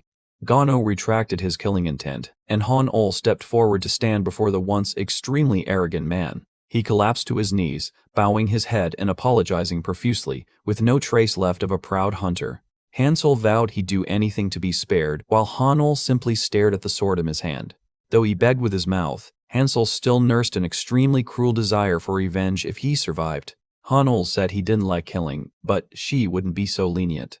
Behind him, Sanare emerged, hauntingly present. Sanare stepped forward, her heels striking the ground through the pink smoke. Hansel stammered her name.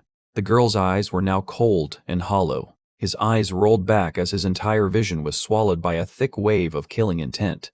Outside the forge, Kim Han-Ol blamed himself for being careless and getting followed, which caused trouble for others. He apologized to Sanare for dragging her into this. Sanare waved him off, saying the fault was those bastards and he had no reason to feel bad. Han-Ol relaxed a little, curious how she planned to deal with them now that the thugs were tied up.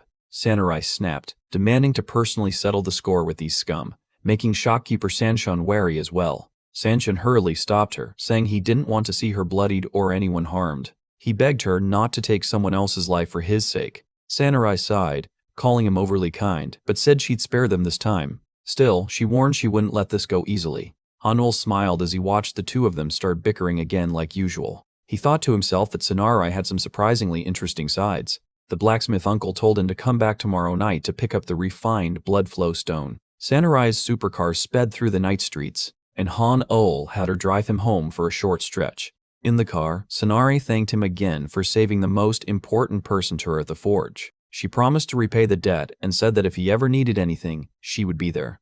Han-Ol nodded, got out, and watched the bright red car fade down the alley. Just as he returned to his room, the system board flashed a notice that Wave 7-2 would begin in 2 hours. Han-Ol groaned in exhaustion. He hadn't had a break and already had to prepare to fight again. He pulled himself together, ready to see what kind of monsters the enemy would be this time. Han-Ol checked the roster of monsters he could deploy. His forces were indeed much stronger than before. As he was about to continue reviewing structures, the system granted him a perk reserved for the last surviving player. An oddly pixelated 8-bit street vendor NPC appeared. Han-Ol was surprised as the NPC began unpacking goods and presenting items for use in the wave. A list appeared with everything from energy candy bags to Molotovs and blizzard grenades. Han-Ol carefully examined each item's features to optimize his strategy. He paused at the monster energy bar bag that restores health and mana for monsters. Truly an indispensable item. He left the other items for later. He wanted to check the previous attack information to plan more easily. The system, as if reading his mind, asked if he wanted to view Wave 702 information. Han-Ol realized why the system was showing it early. Sweat started pouring down as the difficulty jumped up a level. This wave comprised nearly 1,200 2-star soldiers and an insanely powerful 7-star boss. He stood frozen in a dark space, watched by tens of thousands of glowing red eyes. This wave was truly insane. Suddenly, Beholder Sage swooped by, cutting through his thoughts. Han-Ol nodded when trapped in a bind in the game. There was only one way to turn the tables. He decided to use the remaining premium draw ticket to seek a miracle. Light burst brilliantly from the screen as the premium draw was activated. A gigantic iron-greaved foot slammed down to the ground with tremendous force. A dense legion of white bones began to trudge forward under the blood moon. The system announced that Wave 7-2 has officially begun. The boss skeleton king, Illumatus, appeared in full might, his eyes blazing and a crown upon his head. The enemy force this time consisted of 600 bone warriors and 400 bone archers. Not stopping there, there were also 199 bone cavalry and a special hero unit. That was Illumatus, a majestic 7-star skeleton king with a crown on his head and blazing red eyes. Kim Han-Ol sat watching the screen with Beholder Sage perched above. The castle gate had just been breached. He remarked that these things are even more disgusting in real life than in the game. Seeing Beholder Sage looking anxious, Hanol immediately spoke up to reassure her. He explained that letting the gate fall was entirely part of the plan. With the experience of a veteran gamer, he'd faced these undead countless times, so everything was still under control. Going back to 2 hours earlier, Han Ol had used the special space development card to set a deadly trap. In the list of buildable structures, he scrolled through once and smiled smugly. He found the perfect structure to welcome the undead horde. For 200 gold, Han Ol bought the right to build the Room of Light and Salt. Construction began immediately, hammering and chiseling sounding in pixelated fashion. The room was completed right in front of the castle gate. Hanol knew that in the original game, almost no player ever bothered to use this odd structure. Normally it only boosted allied monster stats, but the effect was negligible. However, this room had an exceptionally overpowered trait when facing the undead. As the first 500 bone creature stepped into the room, a glowing blue magic circle illuminated, activating a purification effect. Thanks to the blessing of light and salt, damage dealt to the undead inside the castle increased by a full 500%. Red damage numbers flooded the enemy units' heads as they were weakened. The room was so powerful that sometimes it could wipe out an undead squad without effort. Hanol was confident this wave would be cleaned up quickly if things kept going like this. However, the boss Ilamadas with his 7-star strength was completely immune to the purification.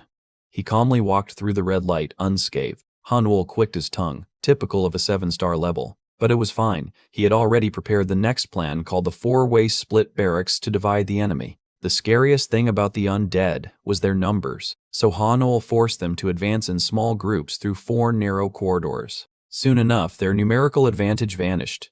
At barrack number 1, the King of 10,000 was waiting.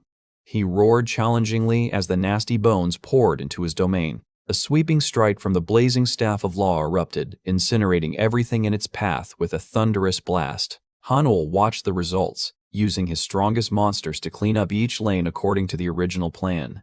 At barrack number 2, the bone cavalry were roasted in an instant.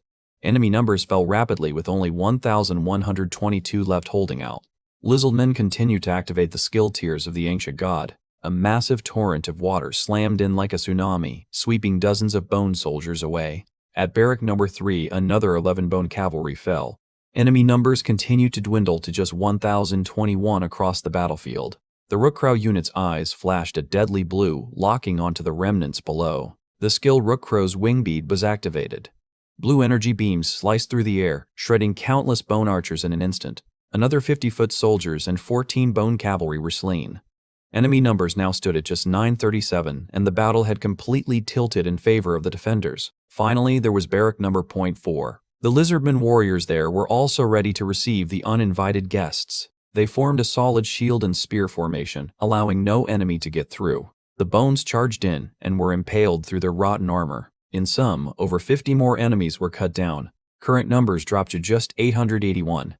Hanul nodded in satisfaction. The salt trap had weakened them far too much. Everything was going extremely smoothly until Hanul noticed a major problem.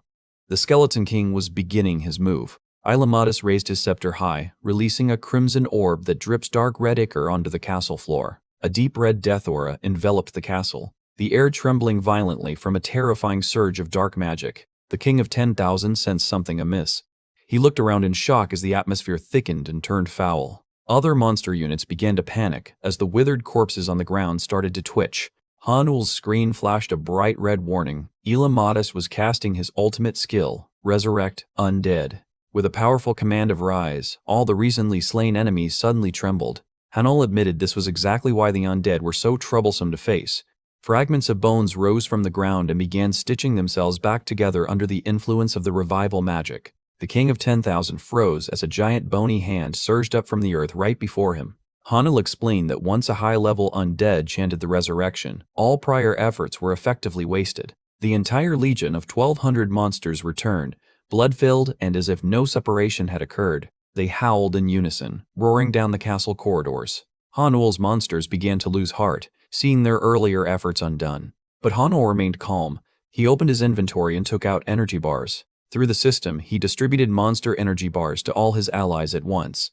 The Lizardmen warriors and Orc shaman quickly shoved the recovery items into their mouths. A total of 23 energy bars were used.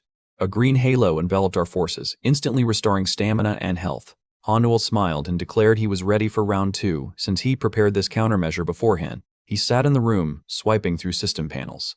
He'd calculated it carefully. While the boss had to spend limited mana to revive troops, he could buy unlimited energy bars from a traveling vendor. With an arrogant smile and eyes blazing blue, he challenged which would run out first, the enemy's mana or his item stock. In response to Ilmatis's deathly glare, Hanol replied tersely, "Fine." Immediately, the King of 10,000, the mighty orc shaman, erupted with power, hoisting his blazing staff, ready to crush the newly risen bone soldiers. Waves of blue energy and water surged forth, sweeping away ranks and ranks of undead. Hanol's teammates did not flinch. They coordinated attacks with perfect rhythm, their strength fully restored by the monster energy bars. The lizardman army raised their shields in unison, forming an iron wall that trapped the enemy within the 4 narrow corridors. The entire castle blazed through the night with azure magical lightning, marking the official start of round 2 in a scene of maximum drama. Odorf was partying hard, swinging an entire tree trunk to smash the ragged formation. The system notifications kept popping up, and the skeleton soldiers fell like cut grain. The strength of that muscle-bound mage was no joke. One swing wiped out a swarm of minions. But the enemy numbers hadn't dropped much. Ilmatis simply raised his hand and coldly uttered the word, "Rise." Red mana erupted from the palms of the undead king. Immediately, the piles of bones knitted back together as if new. The legion count shot back up to 1,200. This resurrection skill was truly broken. However, Kim Han-ol's side fought fiercely. The skeletons that had just stood up were scattered again, and the monster numbers began to dwindle, but Ilmatis wouldn't allow it. He kept spamming the revive skill, determined to crush the fortress's defenses with sheer numbers. The melee remained intensely fierce. Kim Han-ol's teammates moved like streaks of light, sweeping away waves of skeletal knights and archers. For every enemy killed, the undead king called back the same number. Watching the troop bar refill constantly was truly disheartening. Meanwhile, in another world, Kim Han-ol sat calmly in front of his computer. Beholder Sage hovered beside him, looking a bit worried. The clock struck 4 a.m. The system kept sending red alerts about Ilmatis's resurrection skill. The battle situation was extremely unfavorable. Kim Han-ol just smiled and told Beholder Sage to stay calm. Inside the game, Odorf was taking the chance to recharge for the next round. Thanks to the monster energy bars Kim Han-ol had prepared, his teammates' health was fully restored. The lizards were ready to charge again. Kim Han-ol carefully monitored the enemy's mana. He realized that although the revive looked endless, Ilmatis was actually nearing his limit. The undead king was growing impatient. He couldn't understand why he still couldn't take the fortress while his mana was running low.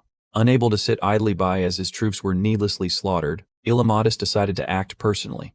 A crimson evil aura engulfed him. The system issued an emergency warning as Ilmatis marched straight toward the audience chamber. Kim Han-ol propped his chin on his hand and calculated. His plan was coming together. He ordered the lizard troops to retreat, clearing the way for the boss to enter. It was time to play the special cards he had prepared. Ilmatis entered the great hall with a look of disdain.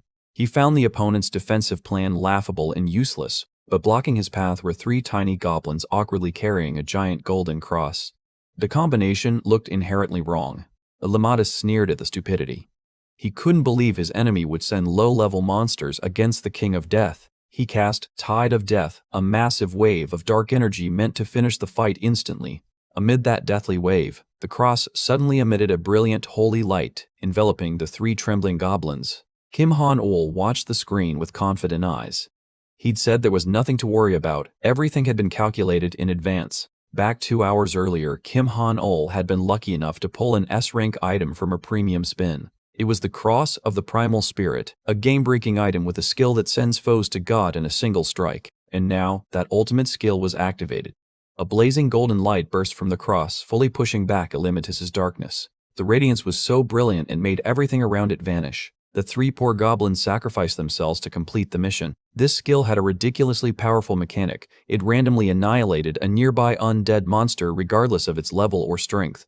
Before Ilmatis could understand what was happening, his body began to crumble under the power of the holy light. A critical blow sent the undead king into oblivion. The golden cross shattered after delivering a decisive strike. A system notification appeared, confirming Ilmatis had been completely eliminated. In exchange, the goblin warriors carrying the item had also perished. Kim Han-ol rested his hand on his forehead and sighed. Though he felt a twinge of regret for his troops, the price was far too small for the victory. A congratulatory message for clearing the 702nd assault flashed on the screen. An unimaginable feat for any player. The once feared undead legion was now nothing but a pile of bones. The conqueror's crown lay abandoned on the floor. Kim Han-ol began inventorying the spoils, 500 bone powder and a lich heart, seemingly common items with nothing remarkable. Just as he was about to log off, the system detected another special item while processing materials. Kim Han-ol looked back in surprise. It was the half-body of Elamatus, an item with no rank, and that couldn't be equipped. He clicked his tongue, assuming it was just worthless junk, but a second later his expression changed. A sudden trade offer popped up and stopped him in his tracks. A wandering merchant offered to buy the junk item for 5,000 gold.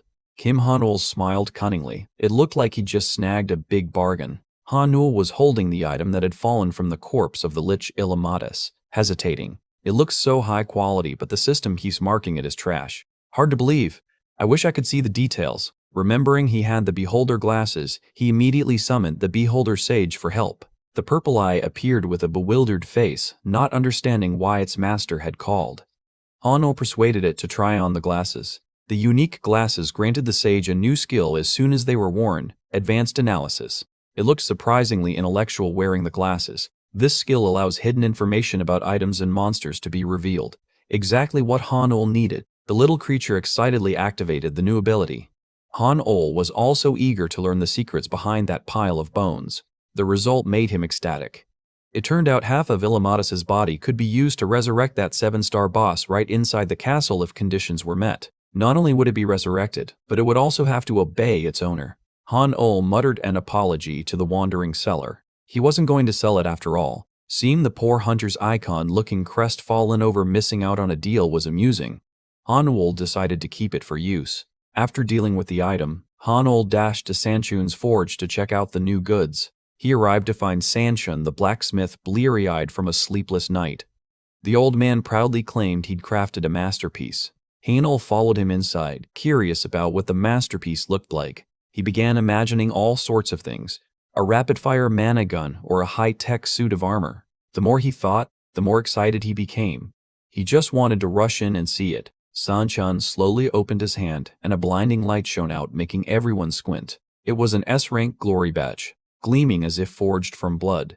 You could tell at a glance it was top tier. The blacksmith grumbled for him to be quiet so he could show off more. The sage quickly reported it was an S-rank item of the mental attribute. Han-ol cradled the item in his hands. It was exactly what he'd longed for, flawlessly beautiful. Sanchun, seeing his reaction, felt pleased. He said during its forging he sensed the item was meant for him. Detailed info appeared. The badge grants complete immunity to charm and confusion. A dream piece of equipment for summoners. Han-ol thanked him profusely while the blacksmith slung his shoulder and went to rest after a hard night's work. A win-win for both. Done, he went up the hill behind his house to sit and enjoy the breeze. The feeling of finally owning his first S-rank item was indescribable. This place was his refuge. Whenever he was tired or worried about reality, he'd come here alone. Recalling sleepless nights spent in fear, he would sit silently and gaze down at the city's sparkling lights. But looking back now, all those worries suddenly seemed so small. His life had truly turned a new page. Han-ol told himself he was no longer the weak person he once was. Confidence shone clearly in his eyes. The system unexpectedly notified him that the final condition to unlock the skill Audience with the Lord had been met thanks to crafting an S-rank item. With the skill activated, Han-ol was about to meet the high-level entity behind all of this. He felt quite nervous. A digital space appeared, Lord Pansy seated regally on a throne. The system asked if he wanted to greet him. The interface appeared just like an RPG. Han-ol chose a greeting, and the Lord waved back warmly. He was a little stunned because this method of communication wasn't what he'd imagined. It all looked kind of surreal. A list of topics appeared, and Han-ol decided to try the memorial ceremony to see what it was. The system reported that a ceremony for fallen monsters was underway. He suddenly remembered the goblin warriors who had fallen in the previous battle. Without their sacrifice, Han-ol probably wouldn't have survived the last wave. He decided to attend the ceremony. He was led to a place with a large pyre surrounded by the silhouettes of departed monsters. The atmosphere was extremely solemn. Han-ol bowed his head and sincerely thanked the companions who had faced life and death with him. It was a quietly moving moment. The system notified him that the Lord had acknowledged his sincerity. Back in reality, Han-ol still found he had too many questions unanswered. He decided to click through a few other options on the panel to see if he could dig up any useful information, but he only got trivial reports about the castle's condition. Basically that repairs were ongoing and if he wanted speed he should charge mana stones. It sounded like a money request. Finally, only the small talk option remained. Han-ol asked how the Lord had been lately. Lord Pansy appeared as a pretty silver-haired girl and curtly replied that she was fine. Han-ol looked at her bored face and didn't bother to speak. It was totally useless. He'd expected some big secret talk. The young man sighed in disappointment at the bland audience. Thinking Lord Pansy would be cold and distant, he was surprised when she started rambling about food. After talking about dragon steak, she said she was making soup from the skeleton knight's horse bones. Han-ol went blank, not sure what he was hearing. She didn't stop. She bragged that she'd introduced that soup to other monsters even though they didn't need to eat. The Lord also warned him not to assume her talk was a hint to send food. She then switched to the topic of foraging herbs around the castle. She even used Odorf as a guinea pig to taste them and rattled on about roasting herbs and their aromas. She was more like a housewife obsessed with cooking than an all-powerful deity. Han-ol broke into a sweat, pulling a grimace at this pointless wall of text. He couldn't believe anyone could be that ridiculously talkative. This dream audience was truly a scam.